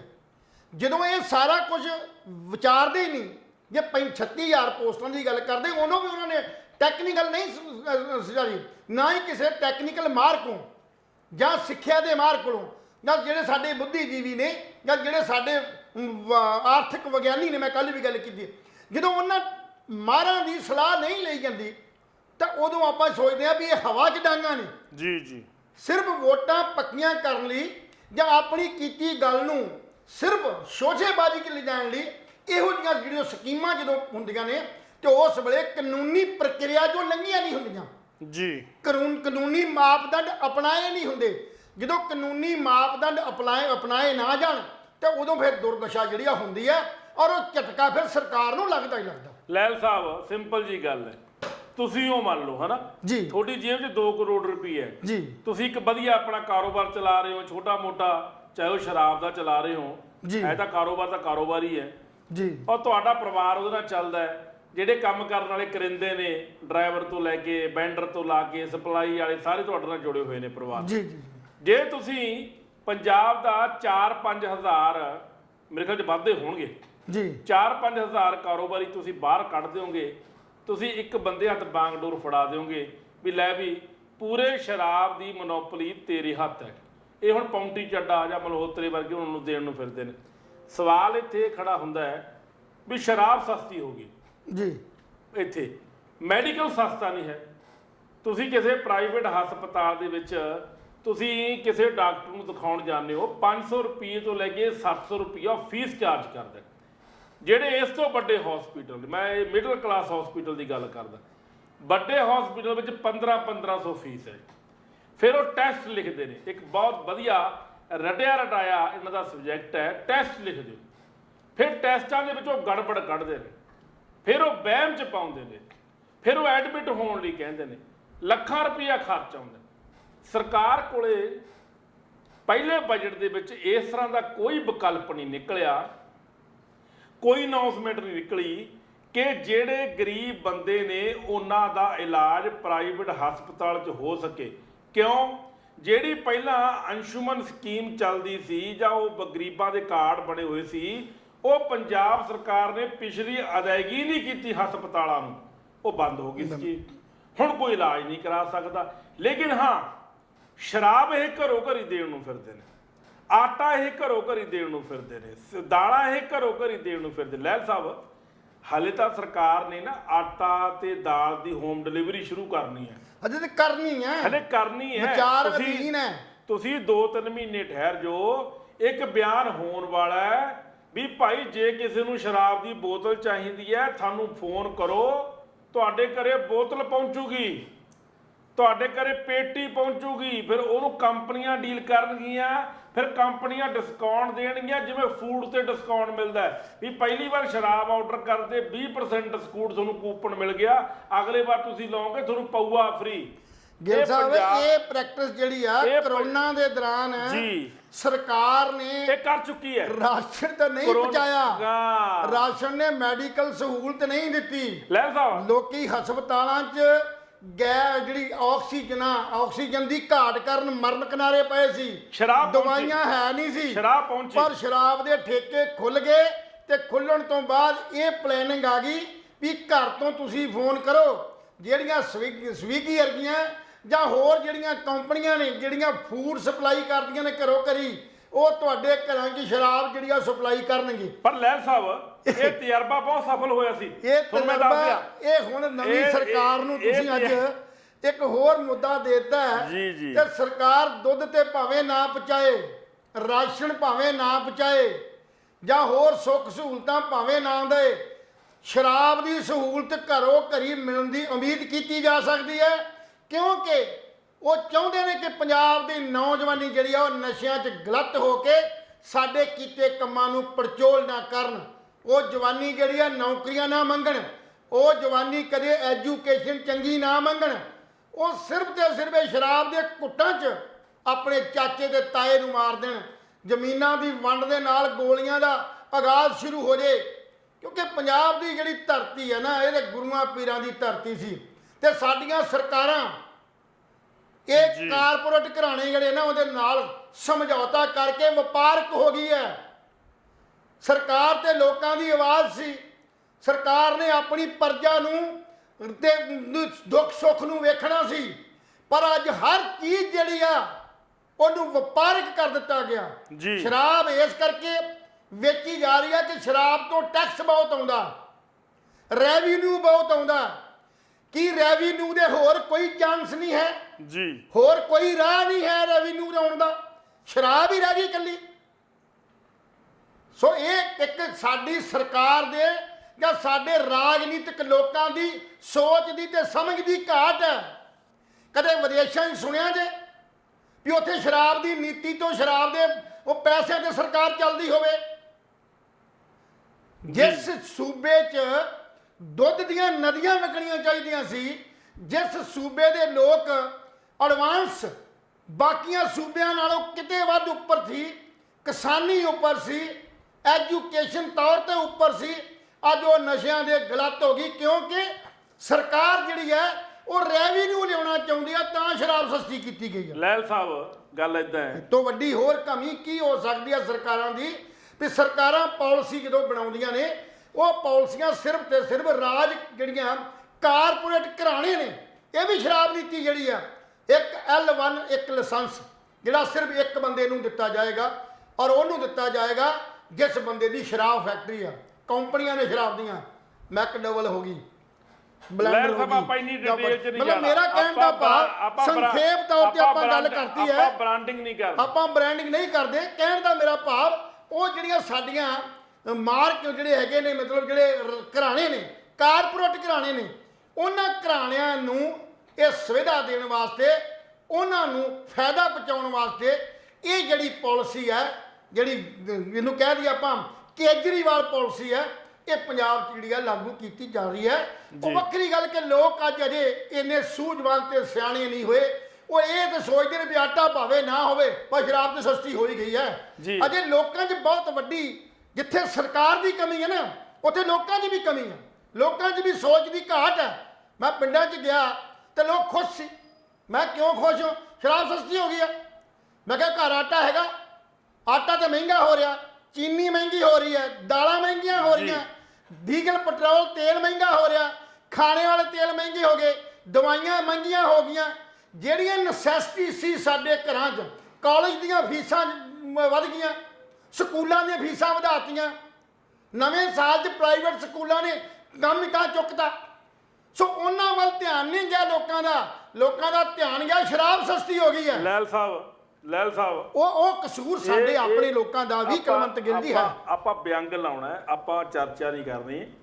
ਕਾਰਨ ਕੀ ਹੈ ਜੀ, ਆਉਣ ਵਾਲੇ ਸਮੇਂ ਦੇ ਵਿੱਚ ਜਿਹੜਾ ਮੇਰਾ ਇਮੈਜੀਨੇਸ਼ਨ ਹੈ, ਜੀ। ਮੇਰਾ ਇਮੈਜੀਨੇਸ਼ਨ ਗਲਤ ਵੀ ਹੋ ਸਕਦਾ ਹੈ ਇਹ ਸ਼ਰਾਬ ਕਰਿਆਨੇ ਵਾਲੀਆਂ ਦੁਕਾਨਾਂ ਤੋਂ ਮਿਲਣ ਲੱਗ ਜੇ, ਇਹ ਸ਼ਰਾਬ ਸੁਵਿਧਾ ਸੈਂਟਰਾਂ ਤੋਂ ਮਿਲਣ ਲੱਗ ਜੇ, ਬੜਾ ਕੁਝ ਹੋ ਸਕਦਾ ਹੈ। ਸੁਵਿਧਾ ਸੈਂਟਰਾਂ ਵਿੱਚ ਹੈਲਥ ਕਲੀਨਿਕ, ਮੁਹੱਲਾ ਕਲੀਨਿਕ ਮੈਨੂੰ ਕਈ ਵਾਰ ਹਾਸਾ ਆਉਂਦਾ ਅੱਗੇ ਚੱਲਦੇ ਆ ਇਹ ਚੀਜ਼ਾਂ ਜਿਹੜੀਆਂ ਨਕਲ ਜਿਹੜੀ ਹੈ ਨਾ, ਦਿੱਲੀ ਵਾਲੇ ਮੇਰਾ ਖਿਆਲ ਸ਼ਾਇਦ ਫੋਰਨ ਚੋਂ ਇਹ ਨਕਲ ਮਾਰ ਕੇ ਆਏ ਹੋਣਗੇ।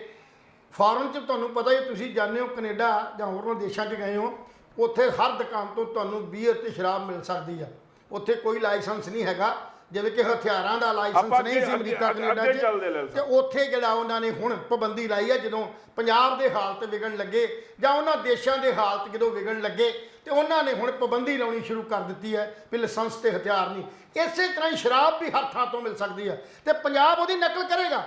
ਭੈੜੇ ਕੰਮ ਦੀ ਨਕਲ ਪੰਜਾਬ ਕਰੇਗਾ, ਸਪਸ਼ਟ ਕਰੇਗਾ, ਪਰ ਚੰਗੇ ਗੁਣਾਂ ਦੀ ਨਕਲ ਜਿਹੜੀ ਆ ਉਹ ਪੰਜਾਬ ਨਹੀਂ ਕਰ ਰਿਹਾ, ਜਿਹਦੇ ਲਈ ਸਾਨੂੰ ਹਮੇਸ਼ਾ ਹੀ ਤਰਕ ਦੇ ਲਿਹਾਜ਼ ਤੇ ਤਾਂ ਸਰਕਾਰ ਤੇ ਅਸੀਂ ਤਣਜ ਕੱਸਦੇ ਹਾਂ ਕਿ ਜਿਹੜੇ ਚੰਗੇ ਗੁਣ ਨੇ ਉਹਨਾਂ ਵਿਦੇਸ਼ਾਂ 'ਚ, ਦੇਸ਼ਾਂ 'ਚ, ਸੂਬਿਆਂ 'ਚ, ਉਹਨਾਂ ਸੂਬਿਆਂ ਦੀਆਂ ਨਕਲਾਂ ਕਰੋ ਜਿਹੜੇ ਸੂਬਿਆਂ ਨੇ ਲੋਕਾਂ ਨੂੰ ਹੱਕ ਤੇ ਸੱਚ ਲਈ, ਉਹਨਾਂ ਦੀ ਜ਼ਿੰਦਗੀ ਨੂੰ ਬਚਾਉਣ ਲਈ ਯਤਨ ਕੀਤੇ। ਲੈਲ ਸਾਹਿਬ ਸਿੰਪਲ ਜੀ ਗੱਲ ਹੈ ਜੀ, 3 ਕੁੜੀ 12ਵੀਂ ਦਾ ਰਿਜ਼ਲਟ ਆਇਆ ਪੰਜਾਬ ਸਕੂਲ ਸਿੱਖਿਆ ਬੋਰਡ ਦਾ ਜੀ। ਇਹਨਾਂ ਨਤੀਜਿਆਂ ਦੇ ਵਿੱਚ ਪਹਿਲੇ ਨੰਬਰ ਤੇ, ਦੂਜੇ ਤੀਜੇ ਨੰਬਰ ਤੇ, ਮਤਲਬ 1 ਨੰਬਰ ਤੇ ਪਹਿਲੇ 3 ਕੁੜੀਆਂ ਰਹੀਆਂ ਨੇ ਜੀ। ਉਹਨਾਂ ਦੇ ਵਿੱਚੋਂ ਅਰਸ਼ਦੀਪ ਕੌਰ ਹੈ ਲੁਧਿਆਣੇ ਦੀ, ਜਿਹਨੇ 500 ਦੇ ਵਿੱਚੋਂ 497 ਨੰਬਰ ਲਏ ਨੇ ਜੀ। ਅਰਸ਼ਪ੍ਰੀਤ ਕੌਰ ਇੱਕ ਮਾਨਸਾ ਦੀ ਹੈ, ਮੇਰੇ ਇਲਾਕੇ ਦੀ, ਮੈਨੂੰ ਮਾਣ ਹੈ, ਮਾਨਸਾ ਦੀ ਕੁੜੀ ਹੈ, ਇਹਨੇ ਵੀ 497 ਨੰਬਰ ਲਏ ਨੇ 500 ਚੋਂ ਜੀ। ਇੱਕ ਕੁਲਵਿੰਦਰ ਕੌਰ ਆ ਫਰੀਦਕੋਟ ਦੀ ਜੀ, ਇਹਨੇ ਵੀ 497 ਨੰਬਰ ਲਏ ਨੇ 500 ਚ, ਮਤਲਬ ਕਿ 3 ਕੁੜੀਆਂ ਦੇ ਬਰਾਬਰ ਨੇ। ਇਹ 3 ਕੁੜੀਆਂ 1 ਨੰਬਰ ਤੇ ਨੇ। ਔਰ ਦੂਜੀ ਸਭ ਤੋਂ ਵੱਡੀ ਗੱਲ, ਆਪਾਂ ਮਾਲਵੇ ਨੂੰ ਪਛੜਿਆ ਹੋਇਆ ਕਹਿੰਦੇ ਆ ਜੀ, ਮਾਲਵੇ ਨੂੰ ਬੈਕਵਰਡ ਕਹਿੰਦੇ ਆ, ਮਾਲਵੇ ਨੂੰ ਕੱਕੇ ਰੇਤਿਆਂ ਦਾ ਇਲਾਕਾ ਕਹਿੰਦੇ ਆ ਵੀ ਮਾਲਵੇ ਵਾਲੇ ਨੂੰ ਅਕਲ ਨਹੀਂ। ਇਹ 3 ਕੁੜੀਆਂ ਮਾਲਵੇ ਦੀਆਂ ਨੇ, ਫਰੀਦਕੋਟ, ਮਾਨਸਾ ਤੇ ਲੁਧਿਆਣਾ। ਜੀ। ਔਰ ਦੂਜੀ ਗੱਲ, ਬਾਕੀ ਫਿਰ ਦੁਆਬੇ ਵਾਲੇ ਜਾਂ ਮਾਝੇ ਵਾਲੇ ਜਾਂ ਪੁਆਧ ਵਾਲੇ ਉਹ ਪਿੱਛੇ ਰਹਿ ਗਏ। ਜੀ। ਮਾਲਵੇ ਦੇ ਵਿੱਚ ਹੁਣ ਜੇ ਸਰਕਾਰ ਚਾਹੇ, ਲਹਿਲ ਸਾਹਿਬ, ਜੀ, ਜੀ, ਇਹ 3 ਕੁੜੀਆਂ ਸਰਕਾਰੀ ਸਕੂਲ ਦੀਆਂ ਨੇ, ਬਿਲਕੁਲ ਜੀ, ਬਿਲਕੁਲ। ਸਰਕਾਰੀ ਸਕੂਲ 'ਚ ਪੜ੍ਹਨ ਵਾਲੀਆਂ ਇੱਕ ਮਿਡਲ ਕਲਾਸ ਪਰਿਵਾਰ ਤੋਂ ਬਿਲੋਂਗ ਕਰਦੀਆਂ ਨੇ, ਰਿਚ ਪਰਿਵਾਰ ਤੋਂ ਬਿਲੋਂਗ ਨਹੀਂ ਕਰਦੀਆਂ। ਦੂਜੀ ਗੱਲ, ਭਗਵੰਤ ਮਾਨ ਸਾਹਿਬ ਕੀ ਇਹਨਾਂ 3 ਕੁੜੀਆਂ ਨੂੰ ਵਧੀਆ ਐਜੂਕੇਸ਼ਨ, ਚਾਹੇ ਉਹ ਇੱਥੇ ਹੋਵੇ ਚਾਹੇ ਵਿਦੇਸ਼ ਵਿੱਚ ਹੋਵੇ, ਕੀ ਉਹਦੀ ਜ਼ਿੰਮੇਵਾਰੀ ਲੈਣਗੇ? ਨਹੀਂ ਲੈਣਗੇ, ਕਿਉਂਕਿ ਧਿਆਨ ਨਹੀਂ ਹੈ। ਕੱਲ ਗੁਰਦਾਸਪੁਰ ਦੀ ਕੁੜੀ ਦੀ ਆਪਾਂ ਵੀਡੀਓ ਦਿਖਾਈ ਸੀ ਖਬਰਾਂ ਦੇ ਵਿੱਚ, ਉਹ ਕੁੜੀ MSc ਕੰਪਿਊਟਰ ਹੈ ਜੀ, ਲਹਿਲ ਸਾਹਿਬ। ਜੀ, ਜੀ, ਜੀ। ਉਹਨੂੰ ਜੌਬ ਨਹੀਂ ਮਿਲੀ, ਜੌਬਲੈਸ ਹੈ ਵਿਚਾਰੀ, ਉਹ ਬਿਲਕੁਲ ਧੱਕੇ ਖਾ ਮਰ ਗਈ। ਉਹ ਕੰਮ ਕੀ ਕਰ ਰਹੀ ਹੈ?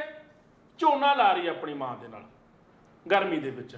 ਉਹ ਕੰਮ ਕੀ, ਲੋਕਾਂ ਦੇ ਘਰਾਂ 'ਚ ਕੰਮ ਕਰਦੀ ਹੈ, ਟਿਊਸ਼ਨ ਪੜ੍ਹਾਉਂਦੀ ਹੈ, ਇੱਕ ਛੋਟੇ ਜਿਹੇ ਘਰ ਦੇ ਵਿੱਚ ਮਕਾਨ ਦੇ ਵਿੱਚ ਰਹਿੰਦੀ ਹੈ। ਕੀ ਭਗਵੰਤ ਮਾਨ ਸਾਹਿਬ ਨੂੰ ਉਹਨਾਂ ਖਬਰਾਂ ਦਾ ਪਤਾ ਨਹੀਂ ਚੱਲਦਾ? ਲਹਿਲ ਸਾਹਿਬ ਜੀ, ਮੈਂ ਪ੍ਰਕਾਸ਼ ਸਿੰਘ ਬਾਦਲ ਤੇ ਆਉਣਾ, ਬਿਲਕੁਲ, ਜਿਹੜੇ ਬਹੁਤ ਵਧੀਆ, ਜਿਹਨੂੰ ਆਪਾਂ ਉਸ ਕੁੜੀ ਦਾ ਨੰਬਰ ਵੀ ਆ ਗਿਆ, ਮਨਪ੍ਰੀਤ ਕੌਰ ਕੁੜੀ ਆ, ਉਹ ਗੱਲਬਾਤ ਕਰਦੇ ਆ। ਪ੍ਰਕਾਸ਼ ਸਿੰਘ ਬਾਦਲ ਤੇ ਆਉਣਾ ਮੈਂ। ਪ੍ਰਕਾਸ਼ ਸਿੰਘ ਬਾਦਲ ਦਾ ਇੱਕ ਰੂਲ ਸੀ ਜੀ, ਸ਼ਾਇਦ ਉਹ ਅੱਜ ਵੀ ਹੋਵੇ, ਬਜ਼ੁਰਗ ਹੋ ਗਏ। ਉਹਦਾ ਕੰਮ ਕੀ ਸੀ? ਉਹ ਸਾਰੇ ਅਖਬਾਰ ਸਵੇਰੇ ਸਵੇਰੇ ਮੰਗਵਾ ਕੇ ਬੈਠਦਾ ਸੀ, ਇੱਕ ਬੰਦਾ ਉਹਨੂੰ ਖਬਰਾਂ ਪੜ੍ਹ ਕੇ ਸੁਣਾਉਂਦਾ ਸੀ ਬਿਲਕੁਲ ਵੀ ਪੰਜਾਬ ਦੇ ਵਿੱਚ ਓਪੋਜੀਸ਼ਨ ਨੇ ਕੀ ਕਿਹਾ, ਕਿਹੜੇ ਬੰਦੇ ਨੇ ਕੀ ਕਿਹਾ, ਕਿਹੜੇ ਬੰਦੇ ਨੇ ਕੀ ਕਿਹਾ, ਔਰ ਪੰਜਾਬ 'ਚ ਕੀ ਹੋਇਆ ਜੀ। ਹਾਲਾਂਕਿ ਉਹਨਾਂ ਨੇ ਕੋਸ਼ਿਸ਼ ਕੀਤੀ ਪੰਜਾਬ ਨੂੰ ਠੀਕ ਰੱਖਣ ਦੀ, ਪਰ ਬਾਦਲ ਸਾਹਿਬ, ਸੁਖਬੀਰ ਬਾਦਲ ਇੱਕ ਮਿਸਟੇਕ ਕਰ ਗਏ। ਉਹ ਖਬਰਾਂ ਤਾਂ ਸੁਣਦੇ ਰਹੇ, ਖਬਰਾਂ ਤਾਂ ਉਹ ਪੜ੍ਹਦੇ ਰਹੇ, ਲੇਕਿਨ ਉਹਨਾਂ ਖਬਰਾਂ ਤੇ ਉਹਨਾਂ ਨੂੰ ਇੰਪਲੀਮੈਂਟ ਨਹੀਂ ਕੀਤਾ ਬਹੁਤਾ। ਇਸੇ ਕਰਕੇ ਸ਼੍ਰੋਮਣੀ ਅਕਾਲੀ ਦਲ ਤੋਂ ਲੋਕ ਦੂਰ ਹੋ ਗਏ। ਹੁਣ ਭਗਵੰਤ ਮਾਨ ਸਾਹਿਬ ਨੂੰ ਕਰੋਨਾ ਹੋਇਆ, ਸਿਮਰਜੀਤ ਸਿੰਘ ਮਾਨ ਨੂੰ। ਹੁਣ ਭਗਵੰਤ ਮਾਨ ਦਾ ਮੀਡੀਆ ਐਡਾ ਕੁ ਸਟਰੋਂਗ ਹੈ, ਜਿਹੜਾ ਬਿਠਾਇਆ ਇਹਨਾਂ ਨੇ ਆਪਣੇ ਦਿੱਲੀ ਵਾਲਾ ਖਾਸ ਕਰਕੇ, ਦਿੱਲੀ ਵਾਲਾ ਖਾਸ ਕਰਕੇ, ਉਹ ਤੇ ਵੀ ਉਹਨਾਂ ਨੇ ਦੁੱਖ ਦਾ ਪ੍ਰਗਟਾਵਾ ਕੀਤਾ ਵੀ ਮਾਨ ਸਾਹਿਬ ਦੀ ਚੰਗੀ ਸਿਹਤ ਦੀ ਅਸੀਂ ਕਾਮਨਾ ਕਰਦੇ ਹਾਂ। ਦੇਖੋ ਕਿੱਡੀ ਵੱਡੀ ਗੱਲ ਹੈ। ਬਿਲਕੁਲ ਹੋ ਸਕਦਾ ਭਗਵੰਤ ਮਾਨ ਨੂੰ ਪਤਾ ਹੀ ਨਾ ਹੋਵੇ ਪੇਜ ਭਗਵੰਤ ਮਾਨ ਦਾ ਭਗਵੰਤ ਮਾਨ ਦਾ ਦੇਖੋ ਆਪਰੇਟ ਉਹਨੂੰ ਕਰ ਨਹੀਂ ਸਕਦਾ। ਭਗਵੰਤ ਮਾਨ ਦੇ ਪੇਜ ਨੂੰ ਆਪਰੇਟ ਉਹਨਾਂ ਦੀ ਏਜੰਸੀ ਕਰ ਰਹੀ ਹੈ। ਲੇਕਿਨ ਚਲੋ ਹਰ ਚੀਜ਼ ਤੇ ਇੱਕ ਫੋਲੋ ਕਰਨਾ ਵੀ ਜੇ ਕੋਈ ਕੁੜੀਆਂ ਆਈਆਂ ਨੇ ਮਾਨਸਾਲੀਆਂ ਉਹਦੇ ਵੀ ਭਗਵੰਤ ਮਾਨ ਸਾਹਿਬ ਬੋਲੇ ਹੈ ਵੀ ਬੜੀ ਖੁਸ਼ੀ ਹੈ ਬੇਟਾ ਮੁਬਾਰਕਾਂ। ਲੇਕਿਨ ਮੈਂ ਭਗਵੰਤ ਮਾਨ ਸਾਹਿਬ ਨੂੰ ਕਹਿਣਾ ਚਾਹੁੰਦਾ ਵੀ ਉਹ ਜ਼ਰੂਰ ਸੋਚਣਾ। ਆਪਾਂ ਲਹਿਲ ਸਾਹਿਬ ਆਪਾਂ ਗੱਲ ਕਰਦੇ ਹਾਂ ਉਸ ਕੁੜੀ ਨਾਲ ਬਿਲਕੁਲ ਵੀ ਉਸ ਕੁੜੀ ਨੇ ਕਿੰਨਾ ਕੁ ਸੰਘਰਸ਼ ਕੀਤਾ। ਗਿੱਲ ਸਾਹਿਬ ਸਮੱਸਿਆ ਤਾਂ ਏਡੀ ਵੱਡੀ ਹੈ ਜੀ ਕਿ ਅੱਜ ਅਨੇਕਾਂ ਹੀ ਕੁੜੀਆਂ ਤੇ ਅਨੇਕਾਂ ਹੀ ਮੁੰਡੇ ਜਿਹੜੇ ਨੇ ਐਮਐਸਸੀ ਕੀ ਪੀਐਚਡੀ ਕਰਕੇ ਡੀਲਿਟ ਕਰਕੇ ਵੀ ਬੈਠੇ ਨੇ ਜੀ। ਸਾਇੰਸ ਕਾਮਰਸ ਔਰ ਆਰਟਸ ਨਾਲ ਸੰਬੰਧਿਤ ਬਹੁਤ ਵੱਡੇ ਲੋਕਾਂ ਨੇ ਜਿਹੜੇ ਨੇ ਐਜੂਕੇਸ਼ਨ ਦੇ ਵਿੱਚ ਉਹ ਨਾਮ ਨਾ ਖੱਟਿਆ ਪਰ ਉਹ ਸਾਰੇ ਦੇ ਸਾਰੇ ਬੇਕਾਰ ਨੇ, ਉਹ ਬੇਰੁਜ਼ਗਾਰ ਨੇ। ਸਰਕਾਰ ਉਹਨਾਂ ਵੱਲ ਧਿਆਨ ਨਹੀਂ ਦਿੰਦੀ। ਅਸੀਂ ਤੇ ਕੱਲ ਮੈਂ ਇੱਕ ਗੱਲ ਸਪਸ਼ਟ ਕਹਿਣਾ ਹੁੰਦਾ ਵੀ ਸਰਕਾਰ ਨੂੰ ਇਹ ਪਤਾ ਹੀ ਨਹੀਂ ਵੀ ਹਰ ਸਾਲ ਸਾਡੇ ਸੂਬੇ ਚੋਂ ਕਿੰਨੇ ਇੰਜੀਨੀਅਰ ਜਿਹੜੇ ਨੇ ਉਹ ਪਾਸ ਆਊਟ ਹੋ ਕੇ ਨਿਕਲਦੇ ਨੇ, ਕੋਈ ਡਾਟਾ ਨਹੀਂ। ਕਿੰਨੇ ਲਾਇਰ ਜਿਹੜੇ ਨੇ ਬੀਏ ਐਲਐਲਬੀ ਜਾਂ ਐਲਐਲਐਮ, ਕਿੰਨੇ ਵਕਾਲਤ ਕਰਤੇ ਨਿਕਲਦੇ ਨੇ, ਕਿੰਨੇ ਡਾਕਟਰ ਨਿਕਲਦੇ ਨੇ, ਕਿੰਨੀਆਂ ਨਰਸਾਂ ਜਾਂ ਕਿੰਨੇ ਹੋਰ ਸਾਰੇ ਖੇਤਰਾਂ 'ਚ ਜਿੰਨੀਆਂ ਵੀ ਸਾਡੀਆਂ ਐਜੂਕੇਸ਼ਨ ਨਾਲ ਸੰਬੰਧਿਤ ਯੂਨੀਵਰਸਿਟੀਆਂ ਕਾਲਜ ਜਾਂ ਏਜੰਸੀਜ਼ ਨੇ ਉਹਨਾਂ 'ਚੋਂ ਕਿੰਨੇ ਬੇਰੁਜ਼ਗਾਰ ਕਿੰਨੇ ਲੋਕੀ ਪਾਸ ਆਊਟ ਹੋ ਕੇ ਨਿਕਲਦੇ ਨੇ। ਕੀ ਉਹਨਾਂ ਸਾਰਿਆਂ ਲਈ ਰੁਜ਼ਗਾਰ ਦਾ ਪ੍ਰਬੰਧ ਸਰਕਾਰ ਕਰੇਗੀ? ਨਹੀਂ ਕਰੇਗੀ। ਇਹੀ ਬੇਧਿਆਨੀ ਹੈ ਵੀ ਸਰਕਾਰ ਦੀਆਂ ਜਿਹੜੀਆਂ ਪਾਲਿਸੀਜ਼ ਨੇ ਨਾ ਉਹ ਪਾਲਿਸੀਜ਼ ਇਦਾਂ ਦੀਆਂ ਨੇ ਵੀ ਉਹਨਾਂ 'ਚ ਜੇ ਬੰਦਾ ਆਪਣਾ ਵੇਕੈਂਟ ਪੋਸਟ ਦੇ ਅਗੇਂਸਟ ਅਪਲਾਈ ਵੀ ਕਰੇਗਾ ਤੇ ਸਰਕਾਰ ਉਹਦੇ ਤੋਂ ਵੀ 500 ਰੁਪਈਆ ਫੀਸ ਲਏਗੀ ਫਾਰਮ ਭਰਨ ਦਾ ਤੇ ਉਸ ਤੋਂ ਬਾਅਦ ਉਹਦੀ ਵਾਰੀ ਆਏਗੀ ਕਿੰਨੀ ਆਏਗੀ, ਹਜ਼ਾਰਾਂ ਹੀ ਲੋਕ ਜਿਹੜੇ ਅਪਲਾਈ ਕਰਨਗੇ। ਤੇ ਉਹ ਜਦੋਂ ਸਿਲੈਕਸ਼ਨ ਹੋਣ ਦੀ ਗੱਲ ਆਉਂਦੀ ਹੈ ਤੇ ਇਹੋ ਜਿਹੀਆਂ ਉਹਨਾਂ 'ਚ ਕਮਜ਼ੋਰੀਆਂ ਤੇ ਘਾਟਾਂ ਨੇ, ਕੁਰੀਤੀਆਂ ਤੇ ਕੁਤਾਹੀਆਂ ਨੇ, ਉਹਨਾਂ ਨੂੰ ਕੋਰਟਾਂ 'ਚ ਕਚਹਿਰੀਆਂ 'ਚ ਜਾ ਕੇ ਅਸੀਂ ਚੈਲੰਜ ਕਰ ਲੈਂਦੇ ਹਾਂ ਕਿਉਂਕਿ ਸਰਕਾਰਾਂ ਦਾ ਧਿਆਨ ਜਿਹੜਾ ਨਾ ਉਹ ਨੌਕਰੀਆਂ ਦੇਣ ਵੱਲ ਰੁਜ਼ਗਾਰ ਦੇਣ ਵੱਲ ਨਹੀਂ ਹੁੰਦਾ।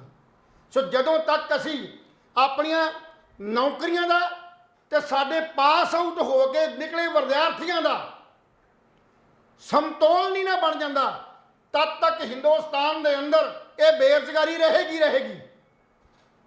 ਪਿਛਲੇ ਸਮੇਂ ਤੱਕ ਮੈਂ ਮੰਗ ਕੀਤੀ ਸੀ ਬੀਐਡ ਕਾਲਜਾਂ ਦੀ। ਜਦੋਂ ਬੀਐਡ ਕਾਲਜ ਪ੍ਰਾਈਵੇਟ ਸੈਕਟਰ 'ਚ ਆ ਗਏ ਤੇ ਹਜ਼ਾਰਾਂ ਦੀ ਤਾਦਾਦ 'ਚ ਬੀਐਡ ਬੀਏ ਕਰਨ ਤੋਂ ਗ੍ਰੈਜੂਏਟ ਕਰਨ ਤੋਂ ਬਾਅਦ ਜਾਂ ਮਾਸਟਰ ਕਰਨ ਤੋਂ ਬਾਅਦ ਉਹਨਾਂ ਬੀਐਡ ਜੁਆਇਨ ਕਰ ਲਈ। ਅੱਜ ਪੰਜਾਬ ਦੇ ਅੰਦਰ ਲੱਖਾਂ ਲੋਕ ਐਮਏ ਬੀਐਡ ਨੇ ਜਿਹੜੇ ਟੈਟ ਪਾਸ ਨੇ ਉਹਨਾਂ ਨੂੰ ਰੁਜ਼ਗਾਰ ਨਹੀਂ ਮਿਲਿਆ। ਲੱਖਾਂ ਲੋਕ ਨੇ ਜਿਹੜੇ ਬੀਟੈਕ ਨੇ ਐਮਟੈਕ ਨੇ ਉਹ ਪ੍ਰਾਈਵੇਟ ਜਿਹੜੀਆਂ ਨੇ ਇੰਸਟੀਚਿਊਟ 'ਚ ਪ੍ਰਾਈਵੇਟ ਜਿਹੜੀਆਂ ਫਰਮਾਂ ਦੇ ਵਿੱਚ ਉਹ 10 ਜਾਂ 15 ਜਾਂ 22 ਹਜ਼ਾਰ ਤੇ ਕੰਮ ਕਰਦੀਆਂ ਨੇ। ਜਦੋਂ ਕਿ ਕਾਲਜਾਂ 'ਚ ਜਦੋਂ ਪਲੇਸਮੈਂਟ ਹੋਈ ਤੇ ਮੁੱਖ ਮੰਤਰੀ ਰੌਲਾ ਪਾਉਂਦੇ ਰਹੇ ਵੀ ਅਸੀਂ ਰੁਜ਼ਗਾਰ ਦੇ ਮੇਲੇ ਲਾਏ ਨੇ। ਉਹਨਾਂ ਰੁਜ਼ਗਾਰ ਦੇ ਮੇਲਿਆਂ 'ਚ 8 ਤੋਂ ਲੈ ਕੇ 12,000 ਰੁਪਇਆ ਇੱਕ ਮਾਸਟਰ ਜਿਹੜਾ ਐਮਟੈਕ ਸੀ ਜਾਂ ਬੀਟੈਕ ਸੀ ਉਹਨੂੰ 8,000 ਤੇ ਜਿਹੜਾ ਸੀ ਐਮਟੈਕ ਉਹਨੂੰ 12,000 ਰੁਪਇਆ ਜਿਹੜੀ ਤਨਖਾਹ ਦਿੱਤੀ ਜਾਂਦੀ ਹੈ। ਇਹ ਹਾਲਤ ਸਾਡੇ ਇੱਥੋਂ ਦੇ ਸਿਸਟਮ ਦੀ ਹੈ। ਲਹਿਲ ਸਾਹਿਬ ਪਤਾ ਕੀ ਗੱਲ ਹੈ ਜਦੋਂ ਇਹਨਾਂ ਨੇ ਹੁਣ ਆ ਬਜਟ ਪੇਸ਼ ਕੀਤਾ ਕੀ ਬਜਟ ਪੇਸ਼ ਦੇ ਵਿੱਚ ਆਪਾਂ ਗੱਲ ਫਿਰ ਪਿੱਛੇ ਲੈ ਗਏ ਆ ਇਹ 'ਚ ਕੋਈ ਜਿਹੜੀ ਬੇਰੁਜ਼ਗਾਰਾਂ ਦੀ ਜਿਹੜੇ ਬੇਰੁਜ਼ਗਾਰ ਨੇ ਉਹਨਾਂ ਬੇਰੁਜ਼ਗਾਰਾਂ ਦਾ ਕੋਈ ਵੇਰਵਾ ਹੀ ਨਹੀਂ ਦਿੱਤਾ ਗਿਆ ਵਿੱਚ। ਇਹ ਕਿਹਾ ਹੀ ਨਹੀਂ ਗਿਆ ਵੀ ਇਸ ਸਾਲ ਦੇ ਵਿੱਚ ਅਸੀਂ ਇਸ ਬੇਰੁਜ਼ਗਾਰੀ ਨੂੰ ਦੂਰ ਕਰਨ ਵਾਸਤੇ ਇੰਨੀ ਜਿਹੜੀ ਹੈ ਉਹ ਬੰਦੇ ਜਿਹੜੇ ਨੇ ਅਸੀਂ ਸਾਰੇ ਜਿਹੜੇ ਨੇ ਐਡਜਸਟ ਕਰਾਂਗੇ। ਲਹਿਲ ਸਾਹਿਬ ਨਹੀਂ ਕਿਤੇ ਵੇਖੀ ਲਹਿਲ ਸਾਹਿਬ ਜੀ 4 ਸਾਲ 8 ਮਹੀਨੇ ਦੀ ਸਰਕਾਰ ਪਈ ਹੈ ਜੀ। 4 ਸਾਲ 8 ਮਹੀਨੇ ਦੀ ਸਰਕਾਰ ਦੇ ਵਿੱਚ ਘੱਟੋ ਘੱਟ ਵੀ ਮੇਰੇ ਹਿਸਾਬ ਦੇ ਨਾਲ 20-25 ਹਜ਼ਾਰ ਬੱਚਾ ਹੋਰ ਕੈਨੇਡਾ ਅਮਰੀਕਾ ਨੂੰ ਉਡਾਰੀ ਮਾਰ ਜੂਗਾ। ਬਿਲਕੁਲ ਇਹ ਗਰੰਟੀ ਹੈ। ਕਾਰਨ ਕੀ ਹੈ ਅਸੀਂ ਇੱਕ ਤਾਂ ਬੱਚਿਆਂ ਨੂੰ ਵਧੀਆ ਮਾਹੌਲ ਨਹੀਂ ਦੇ ਪਾ ਰਹੇ। ਇੱਕ ਖੰਨਾ ਦਾ ਵਿਚਾਰਾ ਹੈਂਡੀਕੈਪ ਸਪੋਰਟਸ ਪਰਸਨ ਹੈ ਉਹਨੇ ਪਤਾ ਨਹੀਂ ਕਿੰਨੇ 골ਡ ਮੈਡਲ ਜਿੱਤੇ ਹੋਏ ਨੇ ਜੀ। ਅਣਗਿਣਤ ਢੇਰ ਪਏ ਨੇ ਉਹਦੇ ਕੋਲ ਜੀ। ਇਹ ਇਕੱਲੀ ਉਹਦੀ ਗੱਲ ਨਹੀਂ ਕੁੜੀਆਂ ਸਪੋਰਟਸ ਵਾਲੀਆਂ ਰੁਲਦੀਆਂ ਫਿਰਦੀਆਂ ਨੇ। ਆਪਾਂ ਕਹਿੰਦੇ ਨਾ ਵੀ ਫਲਾਣੇ ਸਪੋਰਟਸ ਵਾਲ ਨੂੰ ਡੀਐਸਪੀ ਲਾਤਾ ਜਾਂ ਹਾਕੀ ਦੀ ਟੀਮ ਨੂੰ ਭਰਤੀ ਕਰਕੇ ਡੀਐਸਪੀ ਲਾਤੇ।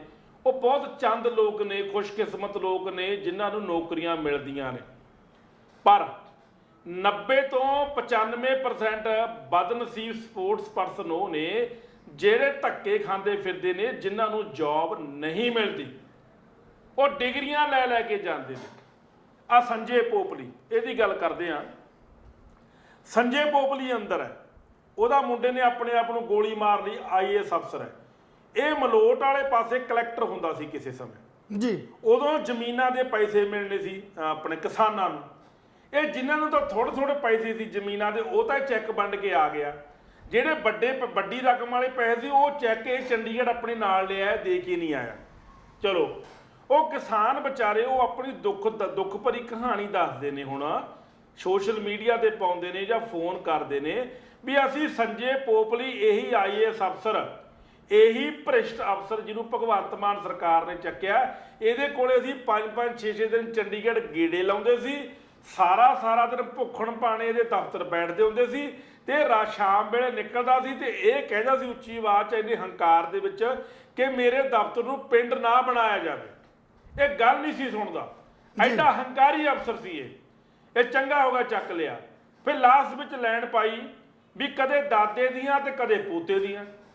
ਯਾਰ ਤੁਸੀਂ ਲੋਕ ਭੁੱਖੇ ਮਰ ਰਹੇ ਨੇ, ਤੁਸੀਂ 19 ਕਿਲੋ ਦੀਆਂ 19 ਇੱਟਾਂ ਸਿਉਨੇ ਦੀਆਂ ਆਪਣੇ ਘਰੇ ਲੁਕੋ ਕੇ ਬੈਠੇ ਹੋ।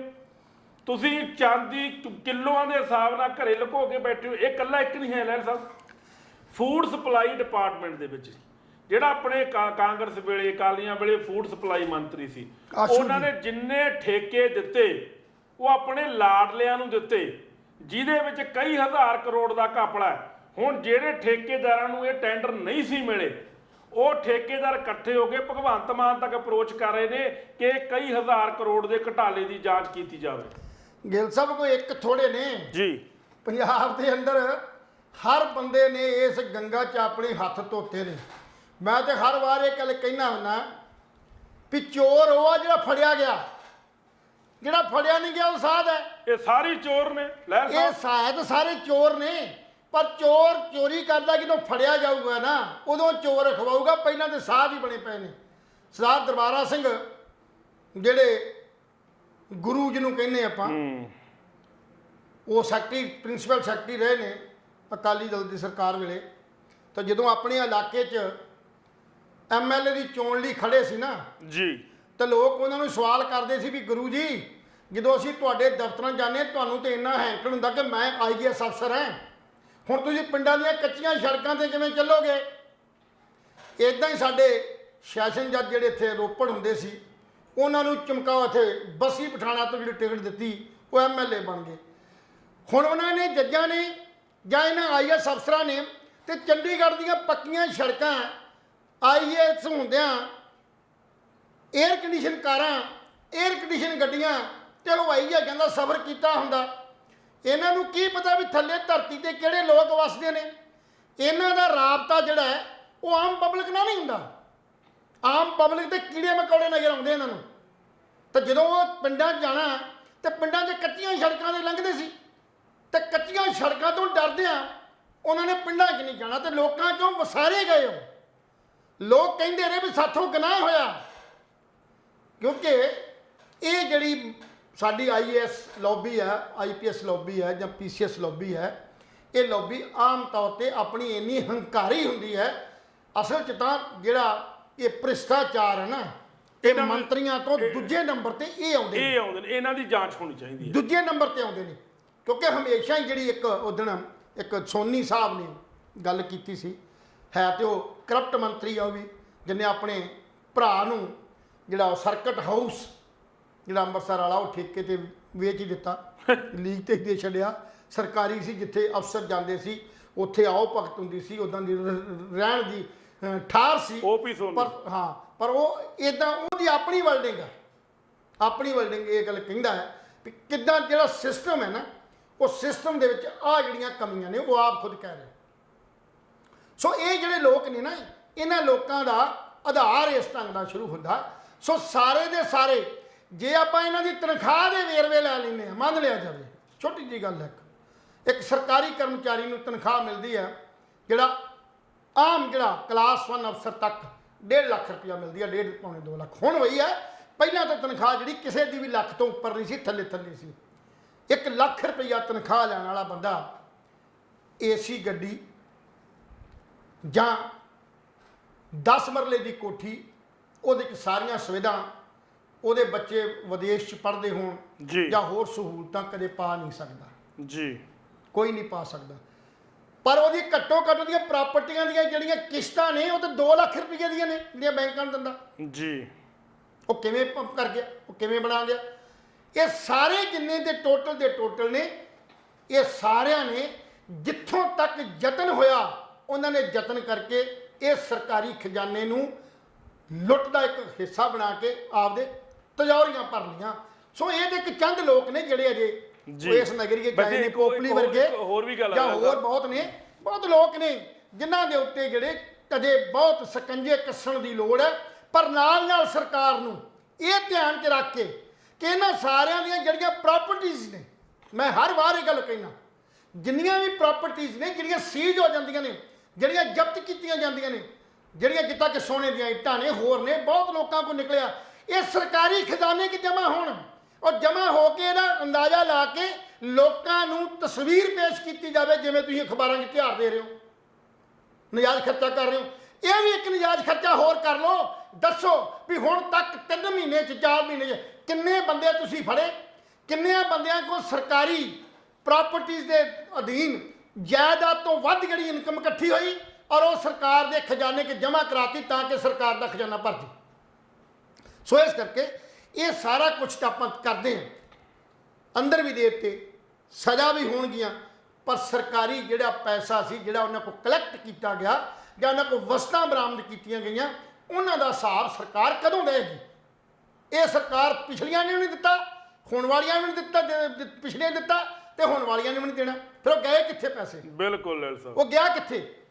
ਅੱਜ ਇੱਕ ਰਣਬੀਰ ਜਿਹੜਾ ਨਾਭਾ ਮੰਤਰੀ ਹੈ, ਉਹ ਅੱਜ ਰੌਲਾ ਪਾ ਰਿਹਾ ਹੈ ਵੀ ਡਿਪਾਰਟਮੈਂਟ ਦੀ ਜਿਹੜੀ ਮਸ਼ੀਨਰੀ ਆਈ ਸੀ, ਜਿਹਨੂੰ ਕੇਂਦਰ ਸਰਕਾਰ ਨੇ ਬਹੁਤ ਵੱਡੀ ਜਿਹੜੀ ਸਬਸਿਡੀ ਦਿੱਤੀ ਸੀ ਤੇ ਕਰੋੜਾਂ ਰੁਪਈਆ ਆਇਆ, ਉਹ ਕਰੋੜਾਂ ਰੁਪਈਆ ਜਿਹੜਾ ਗਬਨ ਹੋ ਗਿਆ। ਮੰਤਰੀ ਤੂੰ ਹੋਵੇ, ਤੇਰੇ ਡਿਪਾਰਟਮੈਂਟ 'ਚ ਆਇਆ ਹੋਵੇ ਤੇ ਅੱਜ ਤੂੰ ਖੁੱਲ੍ਹ ਕੇ ਕਹਿ ਰਿਹਾ ਵੀ ਇਹਦੀ ਇਨਵੈਸਟੀਗੇਸ਼ਨ ਹੋਵੇ, ਕੌਣ ਖਾ ਗਿਆ? ਹਮੇਸ਼ਾ ਹੀ ਜਿਹੜੇ ਅਫਸਰ ਨੇ ਨਾ ਇੱਕ ਨੋਟਿੰਗ ਤਿਆਰ ਕਰਦੇ ਨੇ ਕਿਸੇ ਵੀ ਪ੍ਰਪੋਜ਼ਲ ਦੇ ਉੱਤੇ। ਜੀ ਮੈਨੂੰ ਯਾਦ ਆ ਗਈ ਸੋਨੀ ਦੀ ਗੱਲ। ਸੋਨੀ ਕਹਿੰਦਾ ਮੇਰਾ ਕੀ ਕਸੂਰ ਸੀ ਇਹਦੇ 'ਚ, ਮੇਰੇ ਕੋਲ ਤਾਂ ਫਾਈਲ ਆਉਂਦੀ ਆ, ਮੈਂ ਫਾਈਲ 'ਤੇ ਸਾਈਨ ਕਰਤੇ। ਕਿਉਂਕਿ ਸਾਰੀ ਫਾਈਲ ਨੂੰ ਤਿਆਰ ਕਰਨ ਵਾਸਤੇ ਸਾਡੇ ਨਾਲ ਜਿਹੜੇ ਨੇ ਸਰਕਾਰੀ ਅਫਸਰ ਲਾਏ ਗਏ ਨੇ, IAS ਅਫਸਰ ਲਾਏ ਗਏ ਨੇ, PCS ਅਫਸਰ ਲਾਏ ਗਏ ਨੇ, ਜਿਹੜੇ ਪ੍ਰਮੁੱਖ ਸਕੱਤਰ ਨੇ, ਸੈਕਟਰੀ ਨੇ ਜਾਂ ਅਧੀਨ ਸਕੱਤਰ ਨੇ, ਐਡੀਸ਼ਨਲ ਸਕੱਤਰ ਨੇ ਜਾਂ ਥੱਲੇ ਅਮਲਾ ਫੈਲਾ। ਉਹ ਜਦੋਂ ਸਾਰੀ ਫਾਈਲ ਸਾਡੇ ਕੋਲ ਕਿਸੇ ਪ੍ਰਪੋਜ਼ਲ ਦੀ ਆਉਂਦੀ ਆ ਤੇ ਪ੍ਰਪੋਜ਼ਲ ਤਿਆਰ ਕਰਕੇ ਲਾਸਟ ਪ੍ਰਿੰਸੀਪਲ ਸੈਕਟਰੀ ਜਿਹੜਾ ਸਾਡੇ ਨਾਲ ਆਇਆ ਹੁੰਦਾ, ਉਹਨੇ ਸਾਡੇ ਕੋਲ ਫਾਈਲ ਲੈ ਕੇ ਆਉਣੀ ਹੁੰਦੀ ਆ ਕਿ ਅਸੀਂ ਉਹਦੇ ਤੇ ਭਰੋਸਾ ਕਰਕੇ ਫਾਈਲ ਤੇ ਸਾਈਨ ਕਰ ਦਿੰਦੇ ਆ। ਜੀ ਲੈਲ ਸਾਹਿਬ, ਹੁਣ ਇਹਦੇ ਪਿੱਛੇ ਇੱਕ ਗੱਲ ਲਾਸਟ ਜੀ, ਇਹ ਗੱਲ ਮੈਂ ਅੱਜ ਤੋਂ ਵਰਿਆਂ ਤੋਂ ਪਹਿਲਾਂ ਕਹਿੰਦਾ ਆ ਰਿਹਾ ਕਿ ਸਾਡੀ ਕਮਜ਼ੋਰੀ ਹੈ ਕਿ ਜਿਹੜੇ ਸਾਡੇ ਮੰਤਰੀ ਨੇ, ਵਿਧਾਇਕ ਨੇ, ਇਹ ਅਜੇ ਇੰਨੇ ਪੜ੍ਹੇ ਲਿਖੇ ਨਹੀਂ, ਇਹਨਾਂ ਨੂੰ ਪ੍ਰਪੋਜ਼ਲ ਨਹੀਂ ਬਣਾਉਣੀ ਆਉਂਦੀ, ਅੰਗਰੇਜ਼ੀ ਨਹੀਂ ਪੜ੍ਹਨੀ ਆਉਂਦੀ, ਸਕੀਮ ਨਹੀਂ ਬਣਾਉਣੀ ਆਉਂਦੀ। ਇਹ ਉਹਨਾਂ ਦੇ ਅਧੀਨ ਹੋ ਕੇ ਰਹਿ ਗਏ ਨੇ ਸਾਡੇ ਪ੍ਰਿੰਸੀਪਲ ਸੈਕਟਰੀਆਂ ਦੇ, IAS ਅਫਸਰਾਂ ਦੇ, ਜਿੱਥੇ ਉਹ ਇਸ ਗੱਲ ਨੂੰ ਸਾਰਾ ਕੁਝ ਵਲ ਕੇ ਉਹਨਾਂ ਤੋਂ ਪ੍ਰਪੋਜ਼ਲ ਜਿਹੜੀ ਸਾਈਨ ਕਰਾ ਲਈ ਜਾਂਦੀ ਆ, ਚਾਹੇ ਉਹ ਲੈਣ ਦੇਣ ਕਰਕੇ, ਚਾਹੇ ਉਹ ਰਿਸ਼ਵਤਖੋਰੀ ਕਰਕੇ, ਕਿਸੇ ਵੀ ਤਰੀਕੇ ਨਾਲ। ਕਿਉਂਕਿ ਇੱਕ ਬੰਦਾ ਜਿਹਨੂੰ ਅੰਗਰੇਜ਼ੀ ਆਉਂਦੀ ਨਹੀਂ, ਪ੍ਰਪੋਜ਼ਲ ਬਣਾਉਣੀ ਨਹੀਂ ਆਉਂਦੀ, ਉਹਨੂੰ ਪੰਜਾਬ ਦੇ ਮਹਿਕਮੇ ਦੇ ਸਮੁੱਚੇ ਸਿਸਟਮ ਬਾਰੇ ਨਹੀਂ ਪਤਾ ਜੀ, ਵੀ ਕਿੱਥੇ ਕੀ ਹੋਣ ਵਾਲਾ, ਕਿੱਥੇ ਕੀ ਪੈਸੇ ਲੱਗਣ ਵਾਲੇ ਆ, ਕਿਹੜਾ ਪੈਸਾ ਕਿੱਥੋਂ ਆਉਣਾ, ਕਿੱਥੇ ਜਾਣਾ। ਇਹ ਸਿਰਫ ਤੇ ਸਿਰਫ ਸਾਡੇ ਜਿਹੜੇ ਡਾਇਰੈਕਟਰ, ਪ੍ਰਿੰਸੀਪਲ ਸੈਕਟਰੀ ਜਾਂ ਜਿਹੜੇ ਸਾਡੇ ਡਿਪਾਰਟਮੈਂਟਲੀ ਜਿਹੜੇ ਸਾਡੇ ਅਮਲਾ ਫੈਲਾ, ਜਿਹਨੂੰ ਆਪਾਂ ਬਿਊਰੋਕਰੇਟਸ ਕਹਿੰਦੇ ਆ, ਉਹਨਾਂ ਨੂੰ ਪਤਾ ਹੁੰਦਾ। ਔਰ ਉਹ ਜੋ ਵੀ ਸਕੀਮ ਬਣਾ ਕੇ ਦੇਣਗੇ। ਆ ਹੁਣ ਇੱਕ ਛੋਟੀ ਜਿਹੀ ਗੱਲ ਮੈਂ ਕਰਦਿਆਂ, ਵਿਧਾਨ ਸਭਾ 'ਚ ਸੈਸ਼ਨ ਹੈ, ਉਹ ਸੈਸ਼ਨ ਦੇ ਦੌਰਾਨ ਜਿੰਨੇ ਵੀ ਮੰਤਰੀ ਨੇ ਉਹਨਾਂ ਮੰਤਰੀਆਂ ਨੂੰ ਆਪਣੇ ਡਿਪਾਰਟਮੈਂਟਾਂ ਦੇ ਬਾਰੇ ਕੋਈ ਗਿਆਨ ਨਹੀਂ ਹੈ, ਕੋਈ ਗਿਆਨ ਨਹੀਂ ਹੈ। ਇੱਕ ਬਿਜਲੀ ਮੰਤਰੀ ਬਿਜਲੀ ਇੰਜੀਨੀਅਰ ਨਹੀਂ ਆ, ਉਹ ਡਿਪੈਂਡ ਕਿਹਦੇ ਤੇ ਆ? ਉਹ ਡਿਪੈਂਡ ਆ ਸਾਡੇ ਬਿਜਲੀ ਬੋਰਡ ਦੇ ਚੇਅਰਮੈਨ ਤੇ ਸੈਕਟਰੀ ਤੇ। ਜੋ ਸੈਕਟਰੀ ਤੇ ਉਹਨੇ ਸੈਸ਼ਨ ਦੇ ਜਾਣ ਤੋਂ ਇੱਕ ਦਿਨ ਪਹਿਲਾਂ ਜਿਹੜਾ ਸਵਾਲ ਉੱਥੇ ਲੱਗਣਾ ਉਸ ਸਵਾਲ ਨੂੰ ਥੱਲੇ ਭੇਜਣਾ ਉਹਨਾਂ ਨੇ ਸਬ ਡਿਵੀਜ਼ਨ ਪੱਧਰ ਤੇ ਉੱਥੋਂ ਸਾਰੀ ਕਲੈਕਸ਼ਨ ਹੋ ਕੇ ਰਾਤੋਂ ਰਾਤ ਸਾਡੇ ਮੰਤਰੀ ਦੀ ਟੇਬਲ ਤੇ ਆਉਣੀ ਆ ਤੇ ਮੰਤਰੀ ਨੇ ਜਿਹੜੀ ਉਹ ਲਾਈਨ ਲਿਖੀ ਆ ਉਹ ਉੱਥੇ ਬੋਲ ਦੇਣੀ ਆ। ਉਹਦੀ ਇਨਵੈਸਟੀਗੇਸ਼ਨ ਕਿਵੇਂ ਹੋਏਗੀ? ਸੋ ਇਹਦੇ ਘਪਲਿਆਂ ਦੇ ਪਿੱਛੇ ਬਹੁਤ ਵੱਡਾ ਸਾਡੇ ਬਿਊਰੋਕਰੇਟਸ ਜਿਹੜੇ ਨੇ ਉਹ ਇਨਵੋਲਵ ਨੇ। ਔਰ ਸ਼ੈਲਟਰ ਕੀ ਦੀ ਹੈ? ਸ਼ੈਲਟਰ ਹੈਗੀ ਸਾਡੇ ਰਾਜਨੀਤਿਕ ਲੋਕਾਂ ਦੀ, ਸਾਡੇ ਇਹਨਾਂ ਐਮਐਲਏ ਮੰਤਰੀਆਂ, ਵਿਧਾਨ ਸਭਾ ਦੇ ਪਾਰਲੀਮੈਂਟ ਸੈਕਟਰੀਆਂ, ਪਾਰਲੀਮੈਂਟ, ਇਹਨਾਂ ਲੋਕਾਂ ਦੀ ਪੂਰੀ ਇਨਵੋਲਵਮੈਂਟ। ਔਰ ਨਾਲ ਸਾਡਾ ਜਿਹੜਾ ਕਾਰਪੋਰੇਟ ਘਰਾਣਾ ਸਰਮਾਏਦਾਰ ਉਹਦੀ ਮੋਨੋਪੋਲੀ ਹੈ, ਉਹ ਆਪਣਾ ਕਾਰੋਬਾਰ ਚਲਾਉਣ ਲਈ, ਆਪਣੇ ਸਿਸਟਮ ਨੂੰ ਚਲਾਉਣ ਲਈ ਇਹਨਾਂ ਨੀਤੀਆਂ ਦੇ ਵਿੱਚ ਦਖਲਅੰਦਾਜ਼ੀ ਕਰਕੇ ਆਪਣੀਆਂ ਨੀਤੀਆਂ ਨੂੰ ਇਸ ਕਰਕੇ ਕਿ ਅਸੀਂ ਚੋਣਾਂ ਦੇ ਦੌਰਾਨ ਤੁਹਾਨੂੰ ਫੰਡ ਦੇਵਾਂਗੇ ਔਰ ਫੰਡ ਦੇ ਬਦਲ 'ਚ ਸਾਡੀ ਜਿਹੜੀ ਪਾਲਿਸੀ ਹੈ ਇਹਨੂੰ ਇੰਪਲੀਮੈਂਟ ਕਰੋ।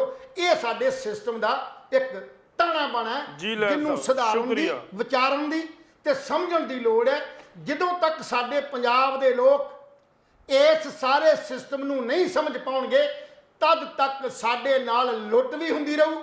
ਇਹ ਇਸੇ ਤਰ੍ਹਾਂ ਹੀ ਉਹ ਜਿਹੜੇ ਅੰਦਰ ਗਏ ਨੇ ਉਹ ਹੋਰ 6 ਮਹੀਨਿਆਂ ਬਾਅਦ ਬਾਹਰ ਆ ਜਾਣਗੇ। ਉਹ ਫੇਰ ਸਟੇਜਾਂ ਤੇ ਖਲੋ ਕੇ ਜ਼ਿੰਦਾਬਾਦ ਤੇ ਮੁਰਦਾਬਾਦ ਦੀਆਂ ਗੱਲਾਂ ਕਰਕੇ ਸਰਕਾਰ ਨੂੰ ਨਿੰਦ ਕੇ ਆਪਣੇ ਆਪ ਨੂੰ ਗਲਤੀ ਮੰਨ ਕੇ ਤੁਹਾਡੇ 'ਚ ਫੇਰ ਆ ਜਾਣਗੇ ਤੇ ਤੁਸੀਂ ਫੇਰ ਉਹਨਾਂ ਨੂੰ ਆਪਣੇ ਚਿਹਰਿਆਂ ਤੇ ਬਿਠਾ ਕੇ ਵੋਟਾਂ ਪਾ ਕੇ ਫਿਰ ਮੰਤਰੀ ਬਣਾ ਦਿਓਗੇ। ਜੀ ਬਿਲਕੁਲ ਜੀ, ਸ਼ੁਕਰੀਆ ਲਹਿਲ ਸਾਹਿਬ। ਦੋਸਤੋ, ਆਪਾਂ ਇੱਕ ਨਿੱਕੀ ਜਿਹੀ ਗੱਲ ਕਹਿ ਕੇ ਆਪਾਂ ਪ੍ਰੋਗਰਾਮ ਦਾ ਸਮਾਪਨ ਕਰਦੇ ਹਾਂ। ਸਰਕਾਰ ਜਦੋਂ ਬਣੀ ਸੀ ਆਮ ਆਦਮੀ ਪਾਰਟੀ, ਉਦੋਂ ਸਰਕਾਰ ਨੇ ਕਿਹਾ ਸੀ ਕਿ ਜਿਹੜੇ IAS ਅਫਸਰ ਨੇ ਜਾਂ PCS ਅਫਸਰ ਨੇ ਇਹ ਪਿੰਡਾਂ ਵਿੱਚ ਜਾਇਆ ਕਰਨਗੇ, ਉੱਥੇ ਲੋਕਾਂ ਦੀਆਂ ਸਮੱਸਿਆਵਾਂ ਸੁਣਿਆ ਕਰਨਗੇ। ਇਹ ਜਿਹੜਾ ਪ੍ਰਪੋਜ਼ਲ ਸੀ ਠੰਡੇ ਬਾਸੇ ਵਿੱਚ ਪੈ ਗਿਆ। ਇਸ ਪ੍ਰਪੋਜ਼ਲ ਦਾ ਸਰਕਾਰ ਨੇ ਕਦੇ ਜ਼ਿਕਰ ਨਹੀਂ ਕੀਤਾ। ਖੈਰ, ਇਹ ਗੱਲ ਬਾਅਦ ਦੀ ਹੈ। ਉਸ ਤੋਂ ਬਾਅਦ ਦੱਸ ਕਿ ਉਦੈਪੁਰ ਵਿੱਚ ਹਿੰਦੂ ਦਰਜੀ ਦਾ ਗਲਾ ਵੱਢ ਕੇ ਕਤਲ ਹੋ ਗਿਆ। ਉੱਥੇ ਦੰਗੇ ਭੜ ਗਏ, ਹਮਲਾਵਰ ਗ੍ਰਿਫਤਾਰ ਕਰ ਲਿਆ, ਕਾਫੀ ਭੰਨਤੋੜ ਹੋਈ ਹੈ। ਪਰ ਮੁੰਬਈ ਵਿੱਚ 4 ਮੰਜ਼ਿਲਾ ਇਮਾਰਤ ਢਹਿ ਢੇਰੀ ਹੋਣ ਨਾਲ 19 ਲੋਕਾਂ ਦੀ ਮੌਤ ਜਿਹੜੀ ਹੋ ਚੁੱਕੀ ਹੈ। ਦੋਸਤੋ, ਇਹ ਸੀ ਸਾਡਾ ਅੱਜ ਦਾ ਪ੍ਰੋਗਰਾਮ। ਕੱਲ ਅਸੀਂ ਫੇਰ ਮਿਲਾਂਗੇ ਹੁਣ ਚਰਚਾ ਦੇ ਵਿੱਚ ਕਿਸੇ ਨਵੇਂ ਵਿਸ਼ੇ ਤੇ ਚਰਚਾ ਕਰਾਂਗੇ। ਤਦ ਤੱਕ ਲਈ ਸਾਨੂੰ ਦੋਹਾਂ ਨੂੰ ਇਜਾਜ਼ਤ ਦਿਓ। ਰੱਬ